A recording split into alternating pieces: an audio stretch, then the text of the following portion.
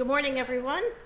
Our first case up this morning is 23-1262, United States versus Ji Chao-chung. Good morning. Good morning, Your Honors. May it please the Court, my name is Damon Sharonis, and I represent Xiaoxin Ji, along with Aubrey Jake and Chris Parenti.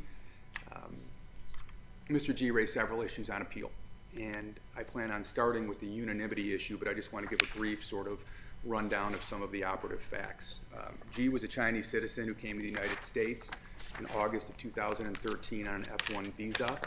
While here, he studied at the Illinois Institute of Technology, Computer Engineering. He also joined the Army through the MAVNI program, and the evidence at trial was undisputed that he had contact with officers of the MSS, which is the Ministry of State Security, that is comparable to the CIA in the United States. It is also undisputed that they recruited him.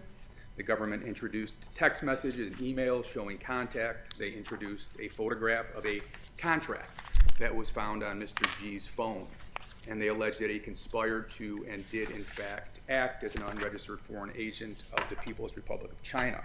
In that vein, they essentially put forward 4 acts that would qualify for the substantive count to the 951 count, and those are broken down between contacting a high school friend about introducing him to students in the aviation program, purchasing and sending publicly available commercial background reports to Zhu Yanjun, who was an MSS officer, that's undisputed, and was characterized as Ji's handler throughout the course of the trial, submitting his name to a talent pool for the FBI internship program, and joining the United States Army under the MAVNI program. And he was convicted of the 371 conspiracy, the substantive 951 count, 1001 violation for lying on his Army application, and he was acquitted of 2 wire fraud counts. He was sentenced to 96 months in prison. The first issue that I want to talk about deals with the district court's refusal to instruct the jury that they need be unanimous as to the act that Ji committed subject to the direction or control of a foreign agent. The underlying assignment of error implicates a question of law, and the failure to instruct the jury on unanimity led to uncertainty to the jury's verdict as it related to count 2, and it denied Ji his right to have a unanimous verdict. And Mr. Sharonis, as you know, whether or not to instruct a jury on unanimity is an issue of statutory construction. Sure. So what in 951 supports your argument that the district court should have instructed the jury that they had to be unanimous on the act? Understood. One, I think we can agree that an element is one whose specification is necessary to establish the very illegality of the behavior. And when you look at the statutory language, by its terms, 951 imposes liability for action. It's not a status crime. It's not enough to be here in the country as an operative of a foreign agent. You need to actually act. And if you look at even the Latchin case, if you look at Duran, which we cited, they clearly say you need to act. And if you need to... Why isn't the focus on the relationship as opposed to the act and the relationship with the foreign government? Because the 951 defines an agent of the foreign government. It lists exceptions to that. And the focus here, both in the text itself and in the legislative history, seems to be on the relationship of the individual with the foreign government. I don't know if I necessarily agree with that. I think that a relationship with a foreign government is certainly a predicate to being convicted under 951, but that alone is not sufficient.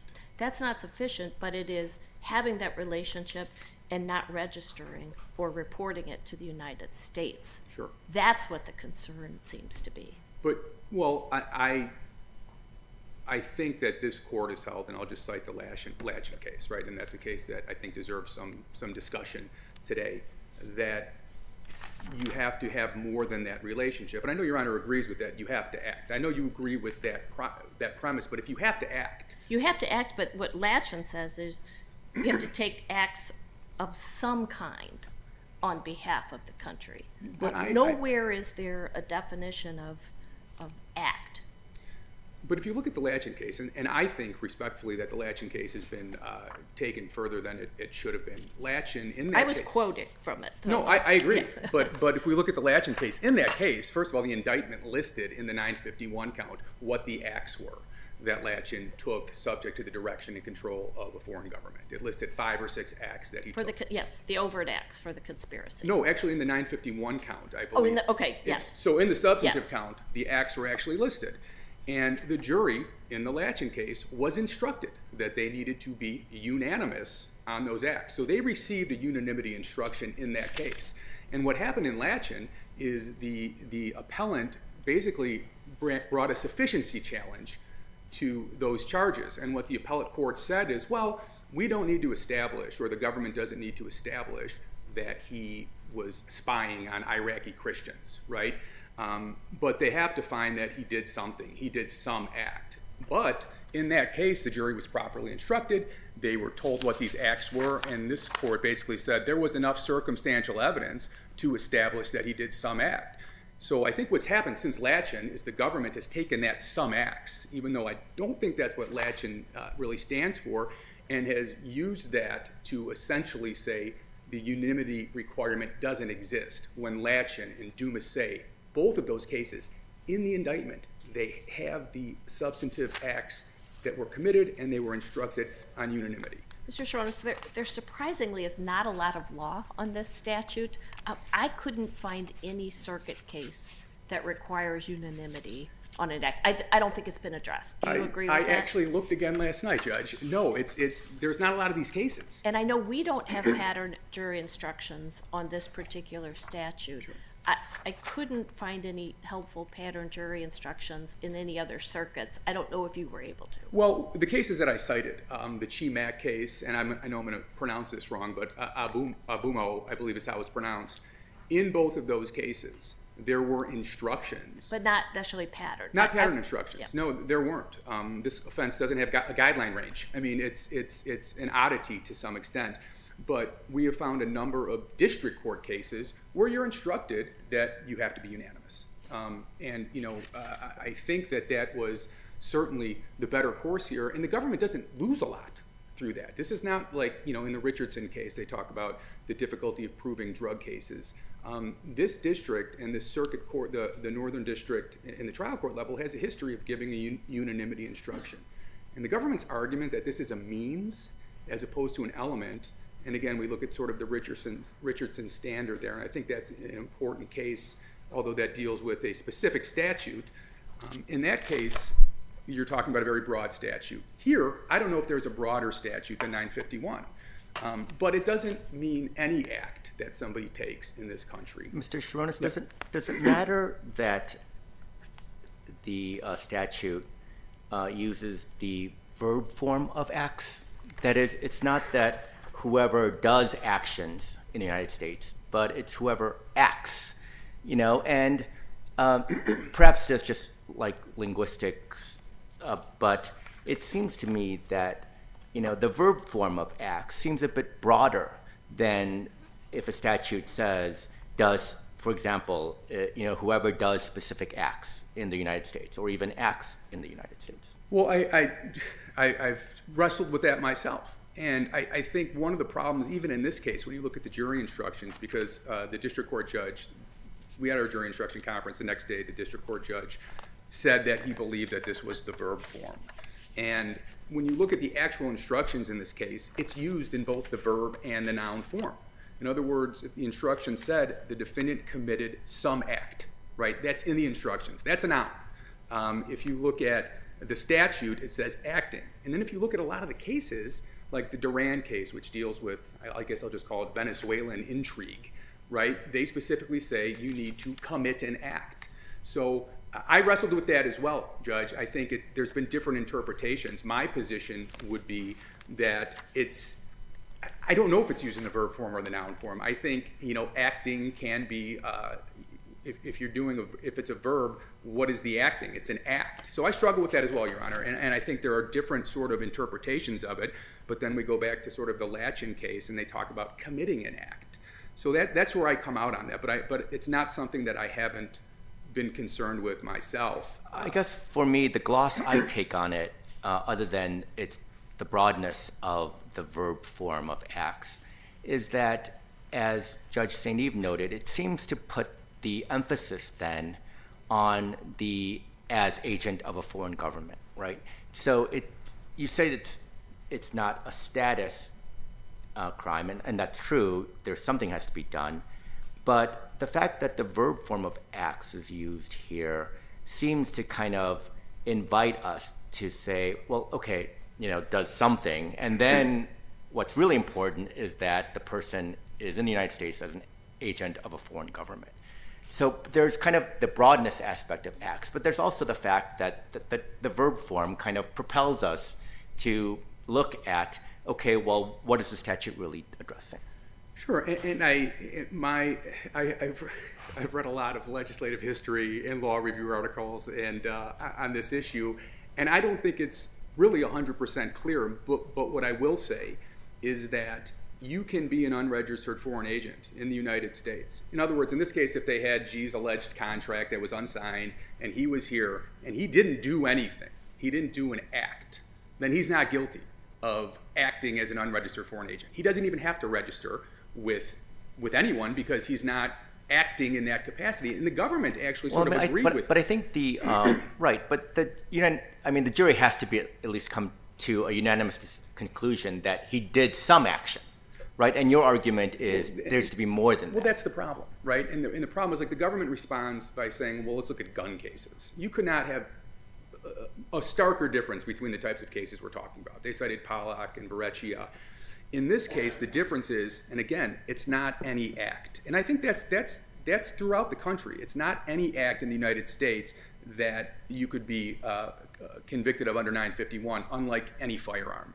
Here, there is that added element, subject to the direction and control. And even the government in this case, although they kind of flip-flopped in rebuttal, basically said at the jury instruction conference, for example, G's joining the Army is an overt act in the conspiracy, but not an act subject to the direction or control of a foreign government. Why isn't it any act as long as that act is subject to the control of the foreign government? But the problem or at the direction of. But the problem becomes, and the reason you need unanimity is because the jury may be confronted with acts that are not at the direction or control of the foreign government. But if they're instructed on that, then and they reach a verdict, why isn't that sufficient? Because I still think we get to a situation where jurors can disagree about the very conduct that makes the act itself, that makes it criminal. For instance, the government talks about robbery examples. But what makes this criminal is not the act. It's carrying out that act as an agent of a foreign government and not registering with the United States.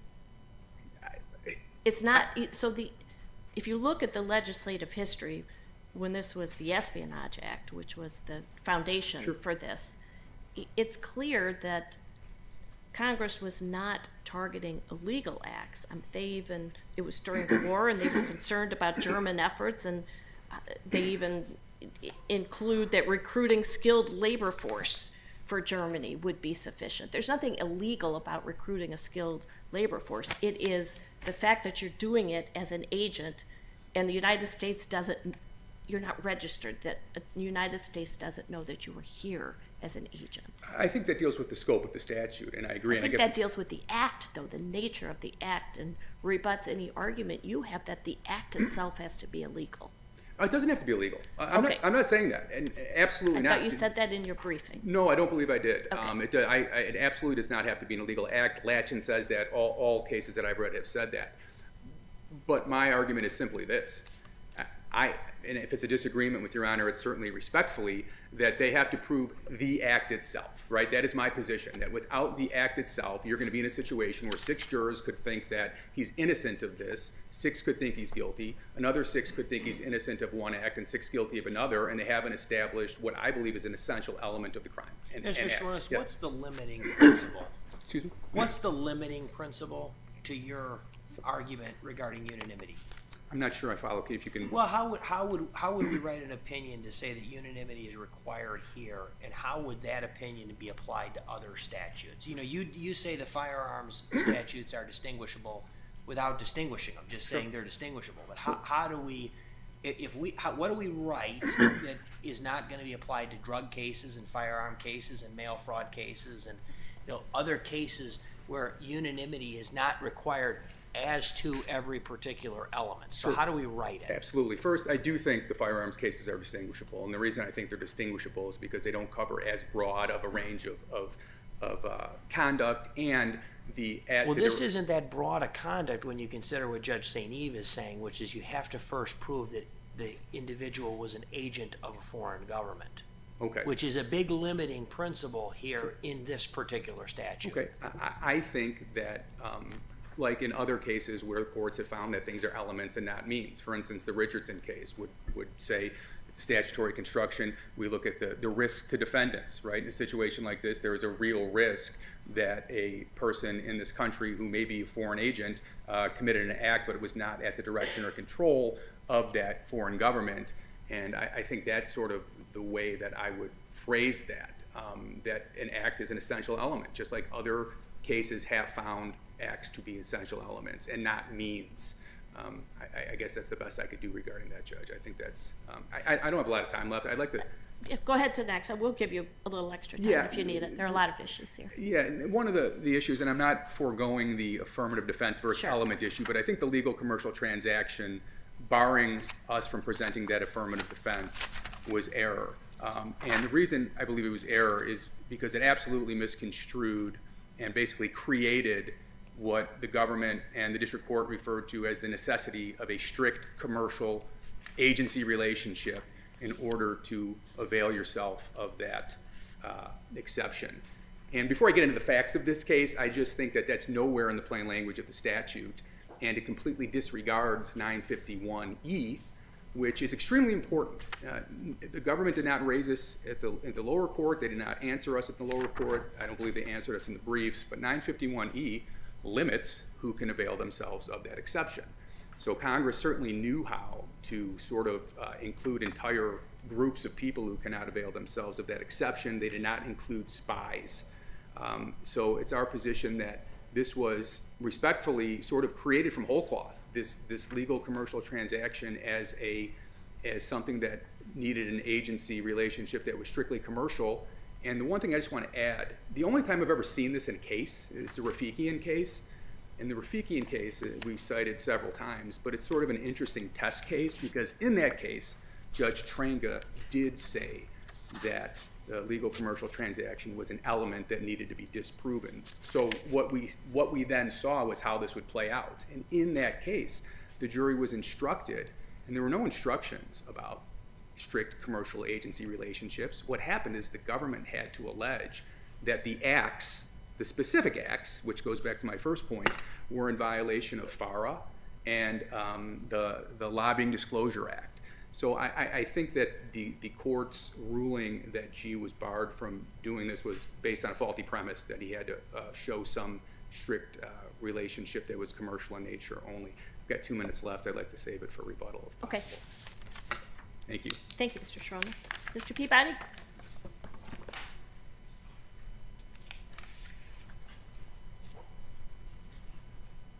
Good morning, and may it please the court. This court should affirm defendant's conviction and sentence. I want to follow Mr. Sharonis' lead and start with unanimity.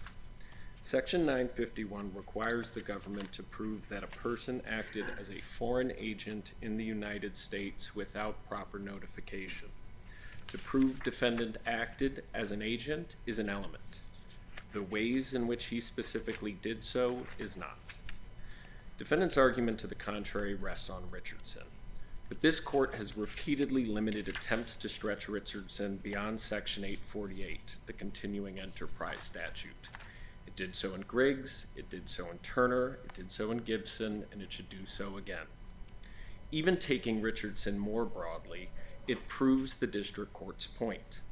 As a matter of text, in Richardson's reasoning that violations under Section 848 suggested a matter of unanimity, the court at page 818 of its opinion expressly contrasted the word violations and violate to words like acts.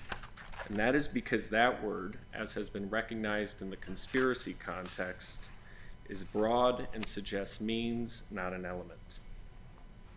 And that text jibes with the history. As is evident from the text, Congress wasn't concerned with criminalizing specific acts of foreign agents while here. It wasn't concerned with just aviation espionage or attempts to gain access to sensitive material or attempts to recruit U.S. personnel. They were concerned with foreign agents working here at all without proper notification to the Attorney General. Treating the specific acts as a means, not an element, suits that purpose. Defendant's arguments with respect about prejudice are misplaced. He couldn't have been convicted for anything he did in the United States. He wasn't convicting for expressing sympathies. Defendant could have only been convicted of a handful of acts, 4 here. There were 4 acts in question at trial: the background reports, applying to the FBI, recruiting aviation students, and joining the Army. I assume in discovery all of this was made clear to the defendant, that they're not alleged specifically in count 2, but there's no notice issue here, correct? I think that's right, Judge. I think on reply, the defendant moves away from a constructive amendment argument and more into a variance posture. We think that's waived. We also think it fails because there is no prejudice. My question was a little bit different than the constructive amendment issue, though, just from a pure due process notice standpoint. The 4 acts at issue, although an instruction was not given on unanimity, I assume these 4 acts were not a surprise to the defendant, that during discovery, the government made clear which acts they were focused on. That's absolutely right, Judge. The indictment itself in paragraph 1 alleges the Mavney program and makes reference as well to the purchase of these background reports. Then at docket entry 342, the defense moved to exclude the government from presenting as evidence the other 2 acts, applying to the FBI and the text messages with Wu Yanzi about recruiting aviation students. That was filed, I think, 3 weeks before trial. So given the 2 were in the indictment and they moved to bar the other 2, I don't think there's any question about notice. I do want to note, I understood Mr. Sharonis to say that the government's argument with respect to unanimity somehow derives from Latchin.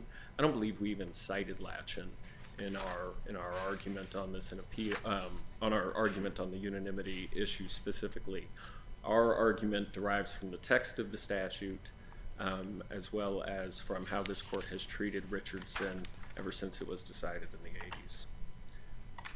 To Judge Lee's point, acts is broad, and it should be understood as a required element, but the specific means are not. Judge Lee, you asked Mr. Sharonis if whether it is a verb somehow makes a distinction. I really, given that Richardson expressly contrasted violates with acts, I don't know that you need to get that far. And I'd also point to section 371, which of course uses act as a noun, not a verb, saying committed an overt act. This court has been clear for a long time, including in Griggs, that even an overt act is not a matter of unanimity for the jury.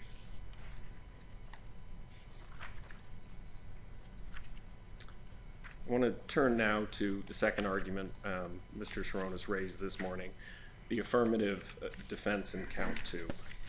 Flatly, defendant's arguments here are premised on a misreading of section 951D. Defendant's purchase of background reports, ones that he encrypted, mislabeled as midterm questions, and sent from dummy email accounts to his handler at the handler's explicit request, do not fit the exception. And that is true even if the purchase of background reports is not inherently illegal. That is because the exception does not prevent liability for otherwise legal commercial acts. If it did, it would be the exception that swallows the rule. Section 951 protects those whose relationships with foreign principals are part of a legitimate commercial transaction. What would be an example of that, Mr. Peabody? Sure. Lawyers, I think for one, that's clear in the 1982 hearings. I understood the defense on reply to make an argument that, well, lawyers announce themselves in court, so they're subject to a different exception. I don't think that's true. I can think of a whole host of lawyers, real estate lawyers, commercial lawyers, who do not do so. There are other ones, consultants for state-owned companies, investment managers, bankers, developers. I don't see why any of those may not be subject to the D4 exception. It simply doesn't cover foreign agents who do their principal's bidding through otherwise above-board transactions. But isn't that concern taken care of in 951E? So how does 951E work in conjunction with 951D4? Judge, I understand 951E to be, I think the defense characterized it as a meta exemption. I think it's an exemption to the exemptions. 951A precludes you from acting as a foreign agent without notification. 951D then sets out for people who are exempt from that type of transaction. And then 951D says, well, not if you're an agent of Cuba or you've been convicted of certain crimes before.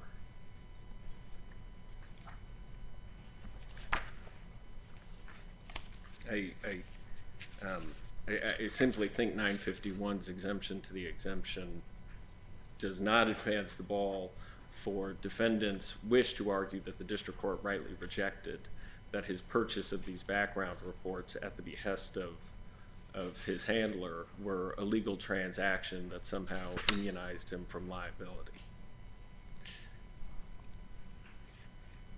With that point of law established, I think all defendants' arguments about why he should have been permitted to present the defense to the jury wash away. Under the statute, he had no right to advance the defense. It wasn't supported by the facts or the law. Not once did he argue that his relationship to the MSS was a legal or commercial one, nor, of course, could he. Nor is the exception an element of the offense. It is a defense. The Fourth Circuit was correct. Defendant offers no response to the rule of Mikulski, and it would lead to absurd results. If the defendant were right about D4, I see no reason why he wouldn't be right about D1 through 3. The effect would be that the government would have to disprove each one of those sub-elements, effectively doubling the elements the government needs to prove under Section 951 at a trial. It seems if the defendant is correct that 1 through 3 would, given the structure of the statute, would also have to be elements. That's There would be no argument around that 1 through 3 can't be affirmative defenses and 4 be an element, given the way it's structured. So it's either all one or all the other. That is certainly the consequence of defendant's argument.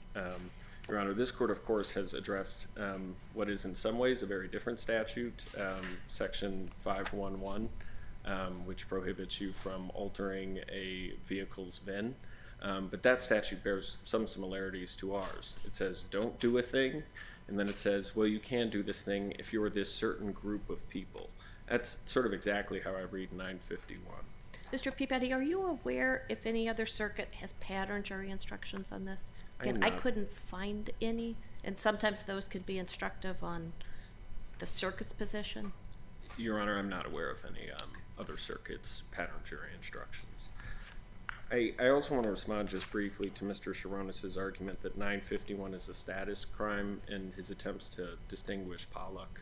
I think Pollock covered 922G firearms. I appreciate that there's some superficial dissimilarity between 922G and 951, of course, but both are status crimes that prohibit you upon a certain status from doing a thing. 922G asks, what is your status? Are you a felon? If so, you can't do a thing. 951 asks, are you a foreign agent? If so, don't act here without proper notification to the Attorney General. So I don't think there's much to the argument he's made that it's not a status crime, that there really needs to be an action. I think many statutes have both a status element and an actus rea element.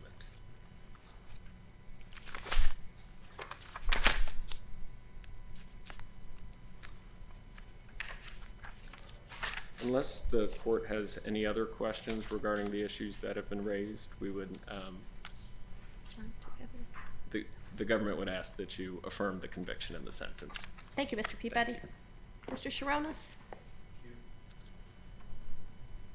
We'll give you 4 minutes. Thank you, Your Honor. Just a few points. The government argued that no court has extended Richardson past the CCE statute. I think that's not correct. In the Manava case from this district, Judge Posner did extend it to a different statute, although it was in dicta because it was reversed on another ground. But in that case, he cited a number of cases that he agreed supported the unanimity sort of requirement. And he used some interesting language, and one of the things that I've been thinking about as I've been preparing for this is the difference between a means and an element is when nothing turns on something, it's a means. And when something does turn on it, it's an element. And I think it's a fair way to look at it. And just quickly, regarding the government's argument as to robbery in that example, I agree that nothing turns on whether the threat of force was a gun or a knife.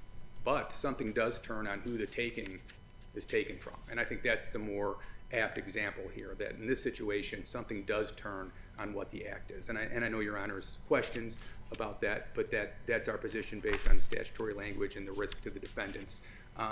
One of the things I wanted to also point out, the government still didn't answer your question, Judge Lee. I don't know if you picked up on that, but they did not answer how 951E plays into this, whether it's a meta exception or not. What that says is, the Congress has an absolute ability to restrict people from availing themselves of this exception. And if you look at the actual language, it helps because it says if you are otherwise a foreign agent, right?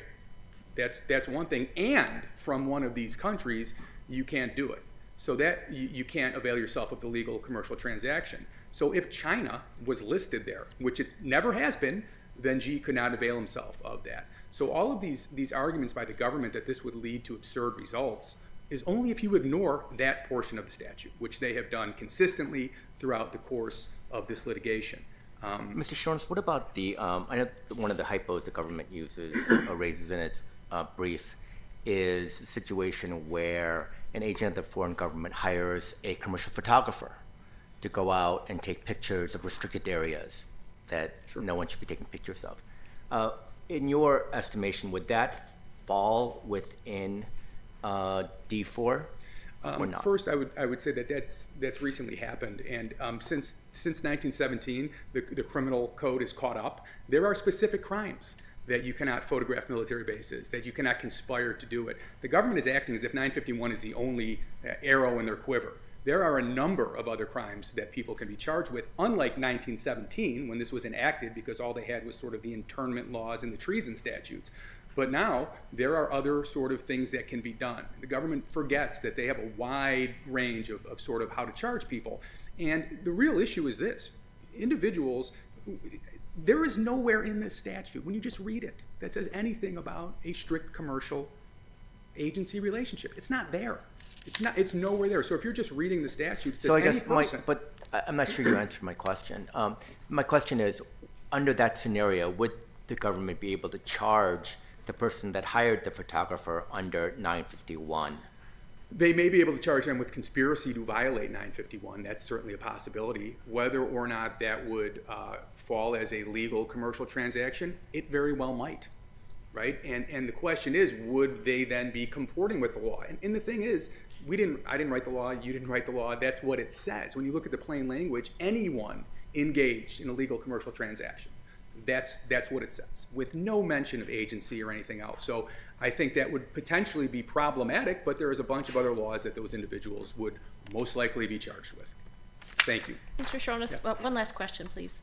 Is it your position that 951 D1 through 3, that each of those is also an element? I don't want to say I've never thought of that, but I think if the argument that we have made regarding 4, I think it would be, and that wasn't made in Rafikian either. I think that would probably be a fair estimation. I don't want to commit to it because I'm not 100% sure, and I want to be. But I know Rafikian only dealt with the 4th prong, so sometimes I like saying I don't know, Judge, and I'm going to say that here. That's fair. Thank Okay. you. Thank you. Thanks to both counsel. The case will be taken under advisement. The next case for argument this morning is 23-2903, Carnes versus HMO Louisiana.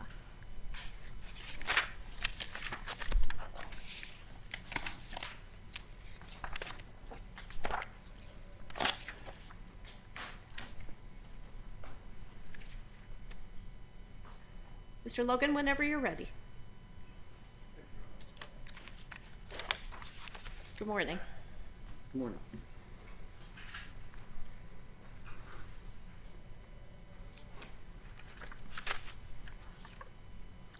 May it please the court. My name is Ty Logan.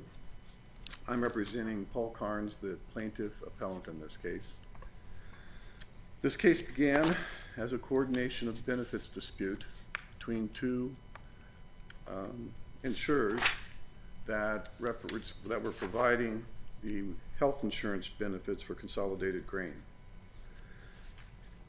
One was Nationwide Agribusiness, which handled the workers' compensation side of that particular program, and the other was HMO Louisiana, which was the administrator for their ERISA plan, which was the group insurance. When Paul was injured, HMO Louisiana started to pay the benefits that they were obligated to pay, and then he filed a workers' compensation claim with Nationwide Agribusiness. HMO Louisiana stopped paying. At the same time, Nationwide denied coverage under the workers' comp, saying it was not a work-related injury. HMO Louisiana said, no, it is a work-related injury. And HMO Louisiana also said, and because you have now applied for work comp, you've alleged the work-related injury, and so it doesn't matter if it is or not. Mr. Logan, how do you get around the district court's preemption ruling? The district court specifically found, dismissed your Illinois claims because they were preempted by ERISA, given that the HMO Louisiana plan is an ERISA plan. And the district court gave you leave to replead ERISA claims, which you didn't. Instead, you filed a motion to reconsideration. But how do you get around ERISA preemption here? We don't get to ERISA preemption because this is a coverage issue that we're arguing about. But you, under the district court's reasoning, you do, and you haven't engaged in that. Because it's an ERISA plan, ERISA preempts the Illinois claims. And so you can't get around it if they're preempted. But I can't, if you have Nationwide Agribusiness is not an ERISA plan. That's the work comp carrier. It's the other half of the coverage that Consolidated Grain is providing to my client. It's the one you're suing. You're suing HMO Louisiana. No, that was Nationwide Agribusiness. Is the other side of the insurance that Consolidated Grain is providing to my client. There's two sides of that insurance. Nationwide Agribusiness is the work comp side, and it's not ERISA. Nationwide Agribusiness could still be responsible for this medical bills if the injury is determined to be arising out of and in the course of employment. All we did in the case, my client didn't do anything wrong. All he did was settle the case. That's not dispositive of the issue.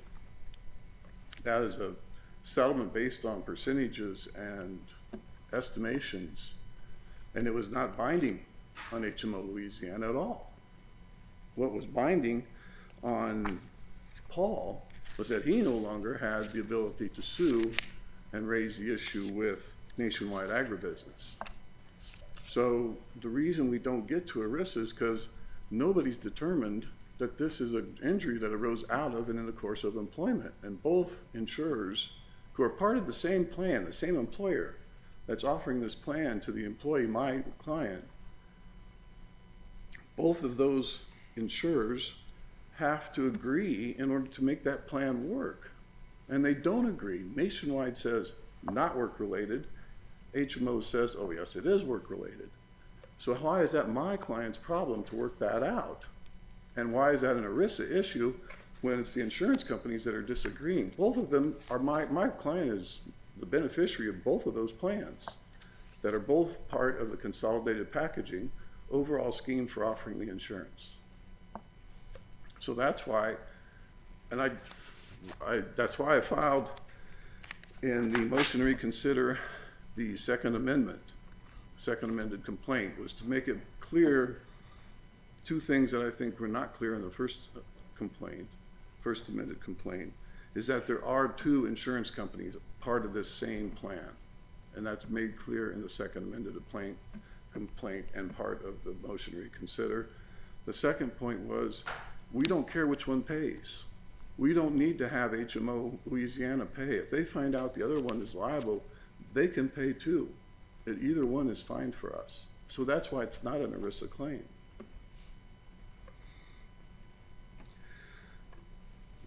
The second part of HMO's argument that the mere filing of the workers' compensation claim would cause my client to lose his coverage under the group health plan. Since this is Consolidated Grain's plan, they are mandated to provide work comp insurance in Illinois.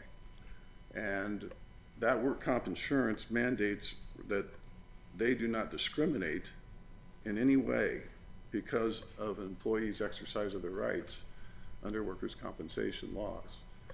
So if my client, just by filing the act of filing the work comp claim, suddenly loses his coverage under HMO Louisiana's argument because he's now alleged a workplace injury, he's been discriminated against for exercising his rights under the work comp law.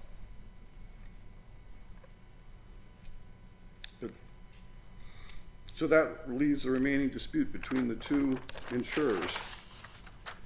This court in Central States, Southwest v. AIG, said the ERISA plans are left with just one way to ensure that they don't pay claims for which other insurers are primarily liable. Refuse to provide coverage to beneficiaries who have other insurance, and seek a declaratory judgment that the other insurer is primarily liable. So they were given just one way to do that. They decided to create a new one by doing nothing. When they found out about the fact that we did not have a claim to pursue in work comp, that we were settling on an undisputed basis, that was not going to allocate medical, they didn't do anything. They didn't contact us, they didn't file a declaratory judgment, they didn't follow what Central States told them to do. They did nothing in order to create a new pathway. A new way to get this resolved is to force my client into filing a claim against them, which then they managed to convince the court had to be an ERISA claim because it's a plan beneficiary and this is a plan and so it's ERISA. But it's not ERISA because it still hasn't been determined which of those companies is responsible.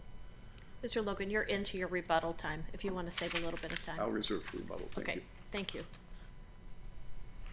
Mr. Mincer?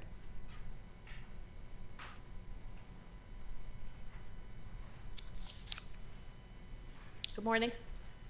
Good morning, Your Honors. May it please the court, my name is Joel Mincer. I'm here on behalf of HMO Louisiana. Mr. Carnes filed this lawsuit to get HMO Louisiana to pay his medical claims. You see, Mr. Carnes is a member of an ERISA health plan, and HMO Louisiana is the claims administrator for that plan. But his suit is under state law, not under ERISA. And that's the problem, because under ERISA, to get benefits, you can only bring suit under ERISA. This is the Pilot Life case, that ERISA is the exclusive vehicle for benefits. So after Judge Darrow correctly dismissed that claim, a plaintiff changed his theory. He filed what a purported second amended complaint with the alternative theory that HMO Louisiana should be required to file suit against the workers' comp carrier so that they can determine each other's responsibility.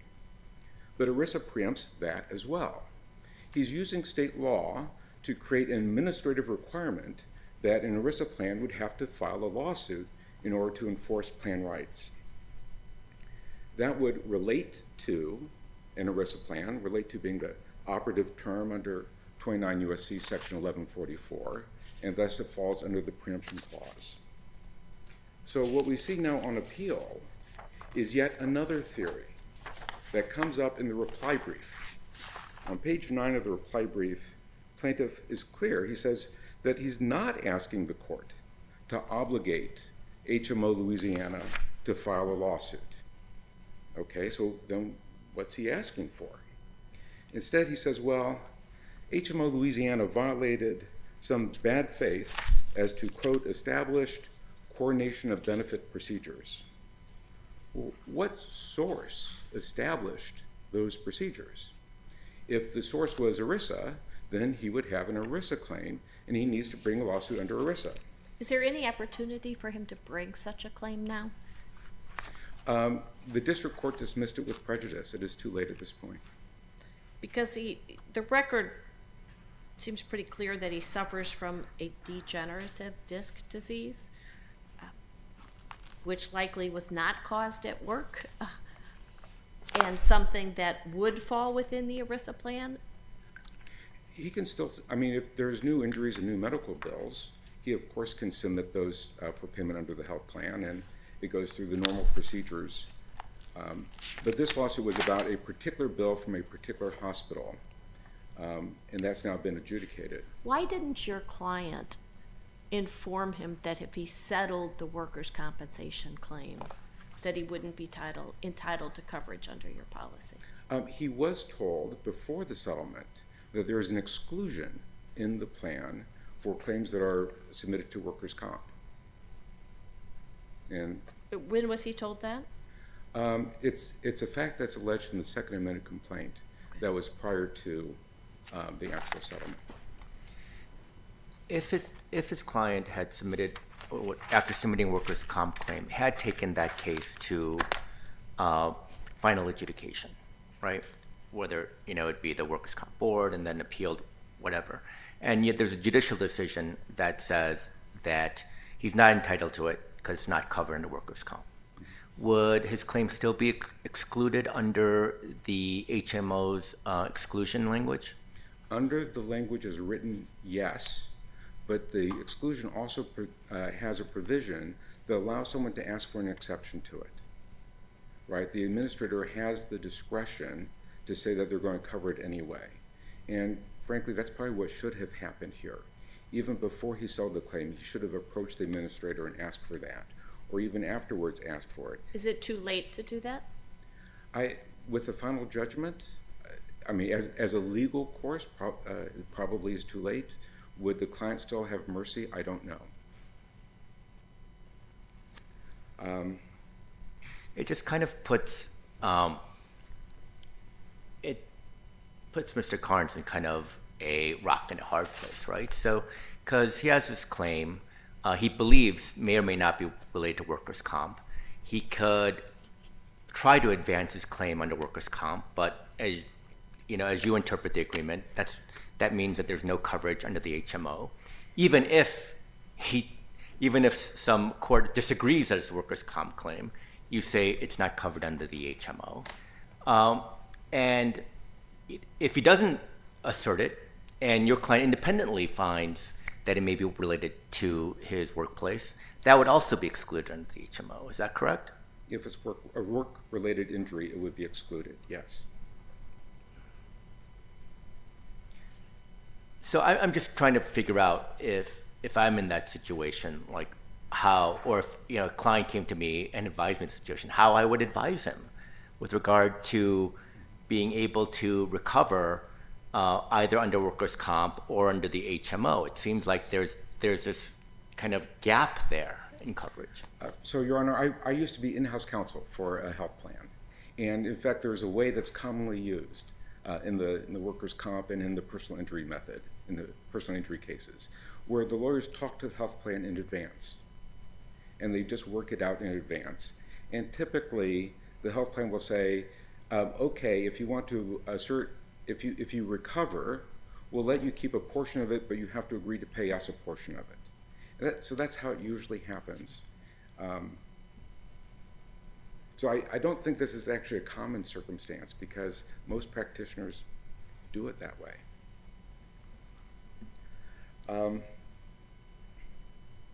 So plaintiff's lawsuit is about these established coordination of benefit procedures.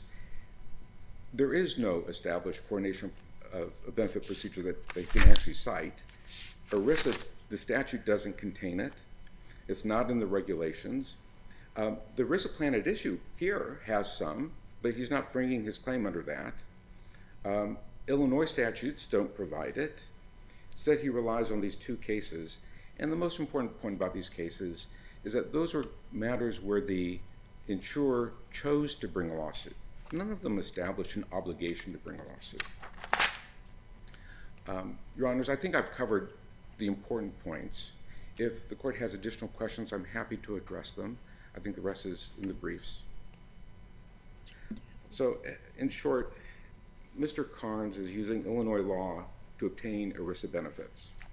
And despite given the chance to plead an ERISA claim, he chose not to. And because ERISA preempts those state law claims, Judge Darrow's decision should be affirmed. Thank you very much. Mr. Logan, rebuttal?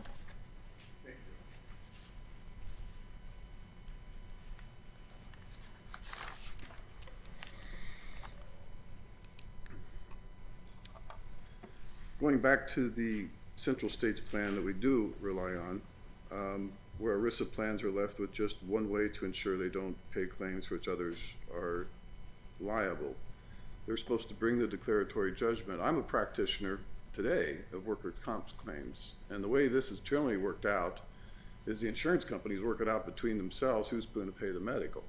When I settle a disputed case, I'm settling on indemnity because I know the medical's covered by Consolidated Grains medical plans, of which HMO Louisiana is one, and Nationwide Agribusiness is the other. One or the other is liable, just as the court in the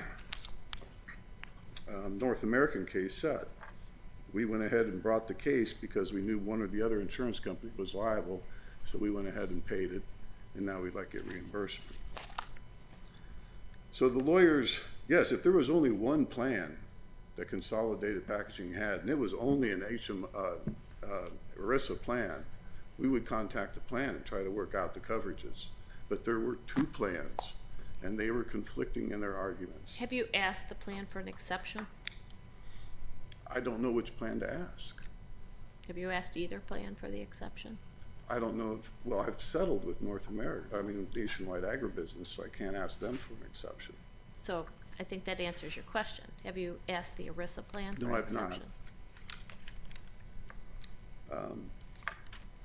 The district court, in their order dismissing the case, did a gratuitous analysis of what could possibly be language in an ERISA plan that would allow an employer to discriminate, just as we discussed here, and have a injured worker who brought a workers' comp claim lose his group health insurance just through the act of bringing that claim. And that shows you the degree of preemption the court was willing to go to once you got to the ERISA point without considering the joint liability, possible liability. And that analysis did not consider at all the statute that prohibits that discrimination. And of course, Consolidated Grains, the one that's benefiting, because these are both Consolidated Grains entities that are doing this. I see I'm out of time. Thank you, Mr. Logan. The court will take the case under advisement. Thanks to both counsel this morning. Our next case for oral argument this morning is 23-1928, Robin versus the City of Berwyn.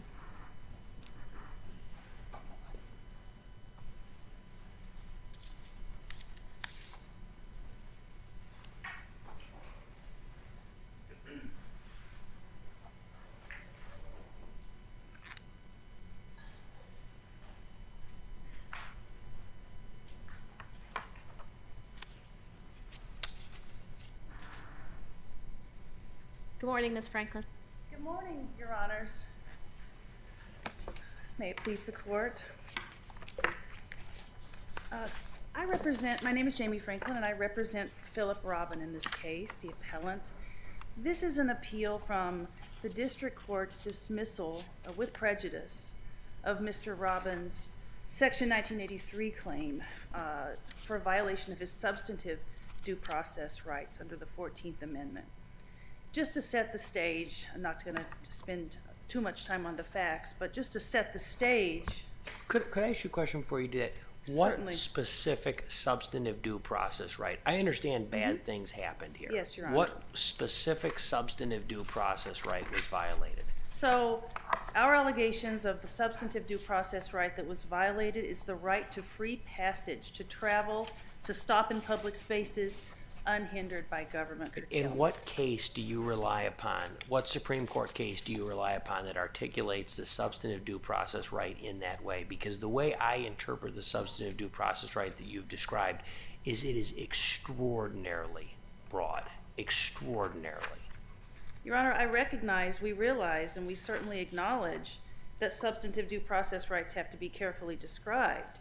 But I think the cases we cited in our brief all deal with this idea of. What's your best Supreme Court case that articulates the substantive due process right in the way that you've described it?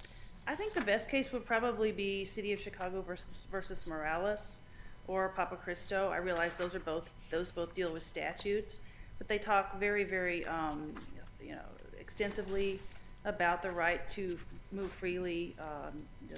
That's an important liberty protected by the Due Process Clause. So I think those two cases are helpful. I recognize that this court has recently looked at this issue in the case, well, not super recently, but Doe versus City of Lafayette. This court has looked at that issue and has held that substantive due process analysis is context specific. So none of the Supreme Court cases that we've cited in our brief are specifically are exactly on point, but we think that combined with the commentary and the other the early cases that deal with the liberty right for free transit, we think that we've alleged a fundamental right to free passage and freedom of movement. And I want to emphasize that this case was. Didn't we say more in Doe, though? Didn't we essentially suggest that this right of movement is not a fundamental right? Because we went on to say that the justices, it didn't come out in a majority opinion, and that it's not at all clear and indeed quite improbable that Justice Stevens undertook in this statement any type of fundamental rights analysis. Your Honor, I recognize that that's the holding of Doe, and that's a hurdle to get over. But I think the additional language in that case talks about the fact that again, like I said, substantive due process analysis is context specific, and we think in this case we have alleged facts that will show that we have alleged facts that show that the right to travel and the right to not only to travel, but to exist in a public space without being asked to move along. But the problem, as you know, Ms. Franklin, is in the substantive due process rights area.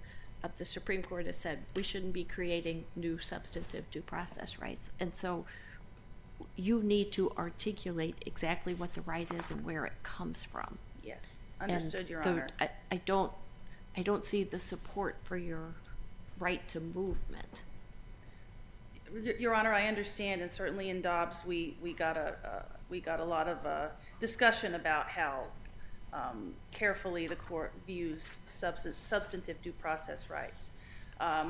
What I can say is, viewing the other cases, Aptaker, Papa Cristo, even the earlier cases that we cited, Kent versus Dulles and Williams versus Fears, these are all cases that talk about movement and being able to actually stop in public places unhindered as fundamental rights. How does Papa Cristo help you when the court there didn't deal with substantive due process rights? The court struck down the ordinance at issue as void for vagueness. Yes, the court did.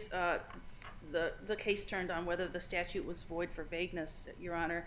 But I think the language in that case very colorfully and sort of thoroughly talks about the value of being able to walk or stroll or wander or basically exist in the world without having to be concerned about being detained. And that's the language that's the language that we cited in our brief, that I think helps us in arguing that this is a fundamental right. And if I could, Your Honors, note that this case was dismissed with prejudice on the pleadings after the first filing, which I think is something that we need to recognize, that the court did not allow the plaintiff to replead.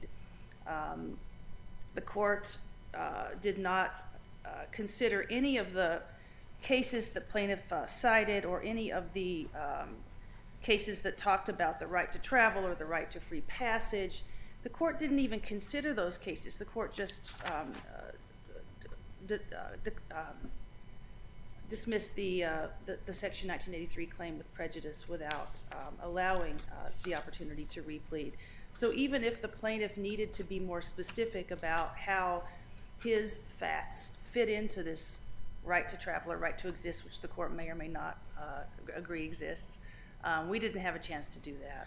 Ms. Franklin, if taking your theory at its word that Ms. Lopez violated your client's right to free passage, as you call it, the mayor's involvement, Mr. Mayor Navarro's involvement, his involvement came later, after the alleged violation. Isn't that correct? Yes, that's correct, Your And Honor. so what is your theory about how he violated this fundamental right of free passage? Your Honor, thank you for that question. Mayor Navarro did get involved after the initial attack occurred.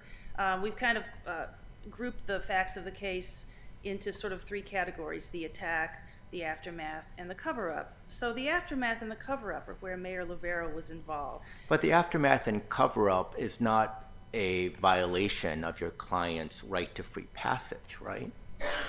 And so I'm wondering what sort of constitutional rights you believe your client had that Mayor Navarro violated.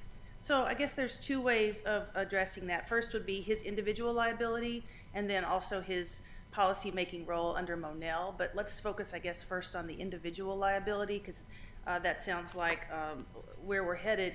So an official can satisfy the personal responsibility requirements under Section 1983 if the official has knowledge and consents to the type of behavior, facilitates it, approves it, condones it, or turns a blind eye to it, from the Gentry versus Duckworth case. And so that's the theory under which we seek to hold Mayor Navarro individually liable. The facts taken as true, we think, show that the mayor's declarations, like "she works for us," "she will not be terminated," signal a decisive role in the incident, and definitely acquiescence, condoning the behavior that this city of Berwyn worker felt that she was free to exhibit. So we feel like we believe the complaint alleged a systemic failure led by the mayor. So condoning, not necessarily turning a blind eye, even as we think it goes as far as condoning the behavior. He refused to investigate or discipline the city worker, and he got involved himself, actually blocking a FOIA request, accusing Mr. Robbins specifically of wrongdoing himself, and overseeing his own police department issuing a report in which witnesses supposedly changed stories. So these are the things that we think bring him in under that theory. Ms. Franklin, you're into your rebuttal time. If you want to save a bit. I'll save it the last 30 seconds. Thank you, Your Honors. We'll give you a minute. Thank you so much. Ms. Granfield, good morning.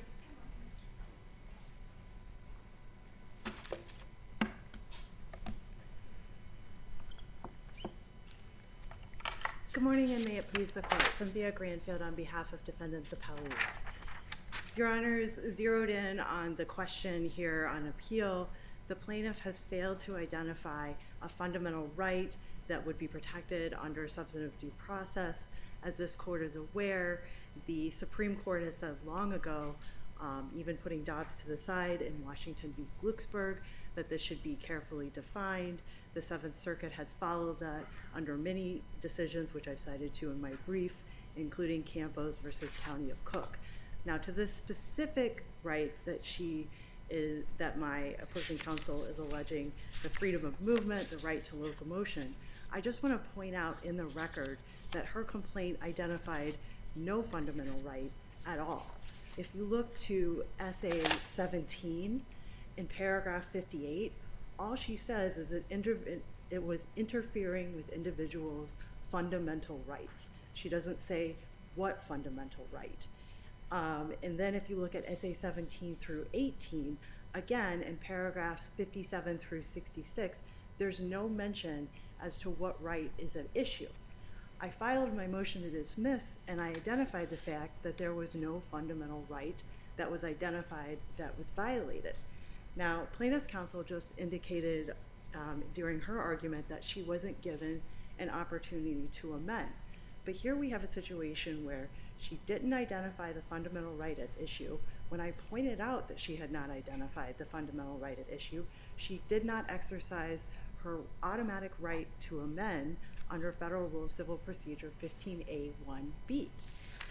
Now, even if you were going to assume that somehow defendants were supposed to be able to divine from the pleadings what fundamental right was at issue, which I don't think adheres to any notice pleading standards and certainly doesn't adhere to Twombly v. Iqbal. If you look at the specific description of what occurred, there is no real discussion of interfering with freedom of movement or the right to locomotion as plaintiff describes it. When you look at SA 10 through 11 in paragraphs 11 through 17, that describes the interaction with then Inspector Lopez. And if you look specifically at paragraph 14, which is on SA 11, it says that in fact his freedom of movement or right to locomotion was expressly not affected by this interaction, in that it says, quote, he continued toward the truck to deposit the log, and quote, when Mr. Robin began to walk towards the backyard. So while it certainly was an upsetting incident and inappropriate, nobody disagrees with that, it didn't actually even interfere with this freedom of movement or right of locomotion if the court is even going to acknowledge that such a fundamental right even exists to begin with. I think that in addition to that, the court asked some questions about the causal connection with respect to Mayor Lovero and with respect to the city. The plaintiff doesn't acknowledge or doesn't put forth a sufficient evidence that the actions of Mayor Lovero, he had to be personally involved. There had to be some sort of causal connection under Gentry v. Duckworth. There simply wasn't. He wasn't there on the scene. He didn't do anything before that to promote or encourage it. And there's similarly, he then can't be a final policymaker that is the moving force behind this violation, even if you assume it's a violation. They also haven't alleged anything that would establish any sort of pattern or practice with respect to inadequate training or with respect to repeated incidents. This is just an unfortunate, terrible incident that simply is not protected by the Substantive Due Process Clause because there's no fundamental right that has been alleged that was violated. And there's still, here on appeal, has been one that has not been identified. So I think it's relatively straightforward, and the court's decision dismissing the substantive due process count should be affirmed on appeal with respect to all defendants. So if the court doesn't have any other questions, I will go ahead and sit down and wish you a good day. Thank you, Ms. Granfield. Ms. Franklin, we'll give you the minute. So much, Your Honors. I'm sure the court is well aware the complaints do not have to plead the law, just the facts. Our complaint is quite specific and detailed factually, and if it wasn't factually detailed enough to identify the fundamental right that we're talking about here, freedom of movement or freedom to be able to exist in a space. I don't think the facts are a problem. The facts are abhorrent. I mean, they're terrible. But that doesn't necessarily mean it rises to the level of a constitutional claim. Yes, Your Honor. So in terms of whether, putting aside whether there's a fundamental right that has been violated, there's the second issue of whether the act was abhorrent enough, as Your Honor, the word Your Honor used, to shock the conscience. And we think that obviously we've got case law in our brief that addresses that point. I did want to just mention, I wanted to respond to one point that counsel raised, that she stated that Mr. Robin could have just left. He could not have just left. Ms. Lopez called the police on him and falsely accused him of harassment. Had he tried to leave, very bad things probably would have happened at that point. He was detained, the police were called on him, so that is not a correct statement. Further discovery, and I know my time is up, just one more point if Your Honors would indulge me. Further discovery could reveal evidence supporting these allegations. We were not allowed to take discovery. The court had stayed discovery pending the motion to dismiss. While that was pending, we learned of additional incidents that were similar to this one. And had we been allowed to take discovery, there would have been a pattern that we could have established. So thank you so much, Your Honors. I appreciate your time. Thank you very much. Thanks to both counsel. The court will take the case under advisement, and we're going to take about a 10-minute break.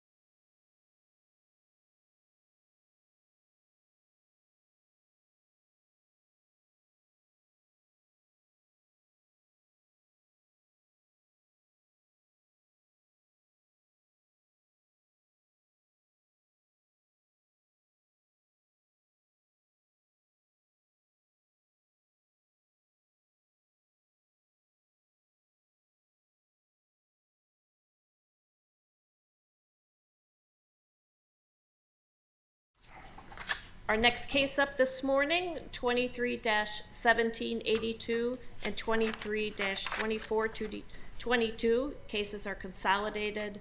Underwriters at Lloyd's versus CSX Transportation and Evansville Western Railroad. Mr. Sasse? Good morning. Good morning. May it please the court, Ben Sasse for appellants certain underwriters at Lloyd's. This Carmack Amendment appeal asks whether 4 bills of lading issued for locomotives that derailed established a written agreement limiting between the shipper and the carriers that limited liability. Mr. Sasse, can I ask you a question? Is it your position that the only written agreement in the case is the bill of lading? Correct, Your Honor. And there's nowhere in the bill of lading does there include a limitation of liability. That's exactly right, Your Honor. So how did this case get beyond that? It got beyond that because the district court tripped up, and this is at pages 20 through 22 of the district court's opinion on summary judgment, pages 22 through 24, I think, 23 through 25 of the appendix. The district court looked at this code. It's called the Standard Transportation Commodity Code, in the lower left corner of the bills of lading. The code's 3741110. And the court said that that code was like a specific class designation. Now, the specific class designation was a reference to another case. The district court cited Hughes Aircraft, but that's a mistake. That's a Ninth Circuit case that actually dealt with a written agreement that had a specific liability limit. What the district court meant to cite was Siren, which is a case out of the 11th Circuit. Now, the Standard Transportation Commodity Code in the bill of lading is not at all like what was at issue in Siren. As you may recall, Siren involved a class designation 85. And the 11th Circuit took pains to stress that it was deciding it on the record there. And what that record established was that class designation, Class 85, meant universally within the trucking industry that liability was limited to a rate of $11.87 per pound. Mr. Sasse, so I take it that I just want to make sure what your position is and is not. So it is not your position, I take it, that the limitation of liability has to actually specifically and expressly be in the bill of lading, right? That the $10,000 per unit or the $25,000 per unit, it's not your, because certainly that's not what you say in your reply. In your reply, you said bill of lading would need to incorporate the price list for that rate to apply. And ABB states that, that they would have held in CS's favor if the price list 4605 had been referenced in the bill of lading. That's right. So it can't, okay. So we don't have to have the actual limitation of liability in the bill of lading, right? Right. Okay. So then the question is, well, then what do we need? And it appears to me that at least from the way the ABB court looks at it and from your reply, that at a minimum you need a reference to the specific price list. Correct. Right? So whether it's the 6051 or the public price list that the other railway has. And so I guess my question then is, if the record can establish that the reference to the locomotive category basically incorporates, so for CSX, if you put that locomotive category in, it brings up public price list CXXT 6051, and then for the other railroad, forgive me, I just go by acronyms, so that's not very helpful. That designation would automatically bring up EVWR Q5012. So your argument is that if EVW Q512 was in the bill of lading, everything would be hunky-dory. But yet, you're saying that STCC 3741110 is not sufficient, even though between these parties, what that denotes is the actual price list for Evans, Western Railroad, and CSX. So I'm just trying to figure out what's the difference between these parties, between referencing the price list versus the category, which will automatically lead both parties to the price list.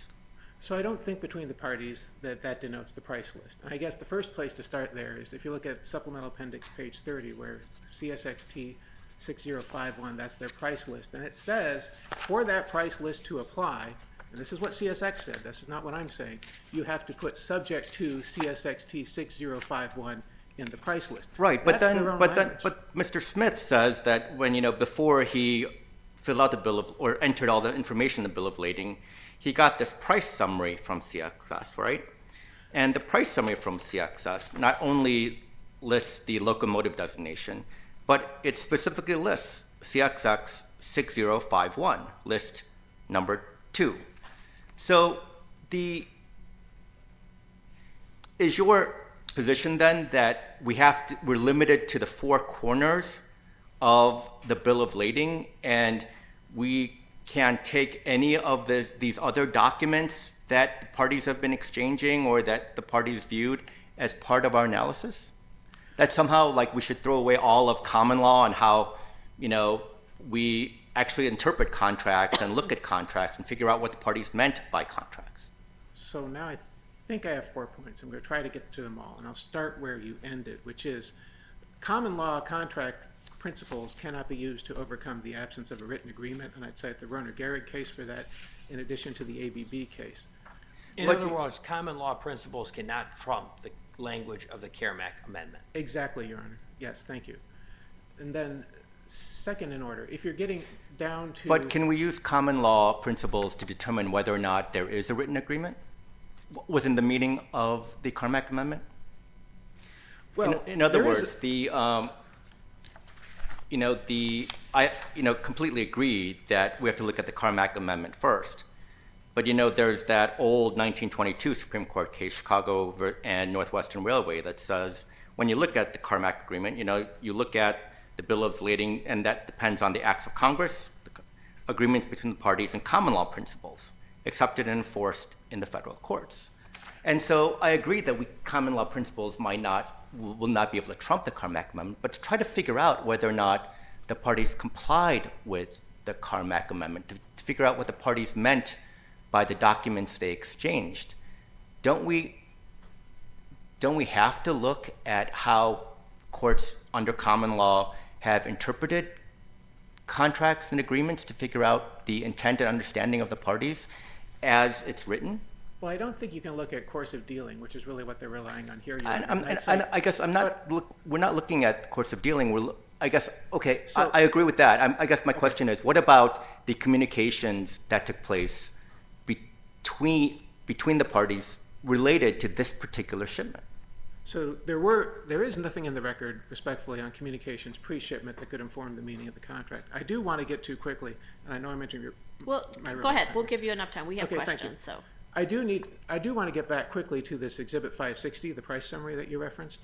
There is no testimony, respectfully, that that document was generated pre-shipment. If you look at the document itself, on the lower right-hand corner, there's September 21, 2018, right? And we know that's 5 days after the derailment. And what they want to say is, well, that's just when it's printed. But that's not true. You got to look at the document as a whole. Look at the left-hand side of that same column, and you'll see that the miles and the fuel charges were available as of September 21, 2018. Now go up a little bit, and you'll see that there's also a line on that document, Your Honor, that talks about whether it was prepaid or collect, and it says either. So what does that mean? What it means is it's just a generic document with terms and conditions. Now, why does that matter? Didn't Mr. Smith testify otherwise? Didn't he say he saw this electronically? No, Your Honor. He said the rate just popped up on the screen, and you had to click on a different screen to say to see terms and conditions. And so where I was going with that is, if you look at the top of 560, that's the document, and that's the one document that contains the price list. You'll see that what was forwarded, what that is terms and conditions. That's what J. Smith forwarded. And he was asked to go in on September 21 because the question was, are there terms and conditions? And I'm not arguing that you can't find terms and conditions somewhere on the website. I'm saying there's no evidence that he looked for those terms and conditions before the shipment. I'm also saying, by the way, that all this stuff is part of price list 6051, CSXT 6051, right? Because what we're talking about now is part of the workbook. The workbook is part of the price list. How do you make the price list under their own offer? How do you make the price list part of the bill of lading? You put subject to 6051 in the bill of lading itself, and that didn't happen. Are you disputing that the parties, putting aside a written agreement, that Right. the parties intended to limit liability here? I'm not disputing that. I'm saying they don't. I'm saying So the that's Carmack, that's the what- Carmack Amendment has. That's Go what ahead. I struggle with a bit, Okay. that looking at all of the evidence here, it seems like all the parties to this agreement intended to limit liability. It's consistent with what they paid for shipping, it's consistent with their course of dealing, that they intended to limit liability here and thought that they were limiting liability. How is it that you can now come in a subrogation role trying to get more? It just seems, that seems wrong. Yeah, I appreciate the question. I guess what I would say is that you're going a little bit farther than I would. I would say the parties intended to pay for a specific rate, and based on their course of dealing, National Railway understood that that rate came with terms and conditions. But as to Including this agreement- limitation of liability. I mean, I think, sure, there's a limitation of liability. It's not that clear to me, quite frankly, whether they focused on the limitation of liability per se. What they were aware of is what CSX's public rate was, right? And they knew that rate came with terms and conditions, and they knew by signing up with CSX that they would be signing up for those terms and conditions. And I guess what I'd tell you is there are 3 circuits that have said this kind of course of dealing evidence, right? The First Circuit in Camara Court, the Second Circuit in Gordon H. Mooney, the Fourth Circuit in ABB. They all say this kind of course of dealing evidence is insufficient.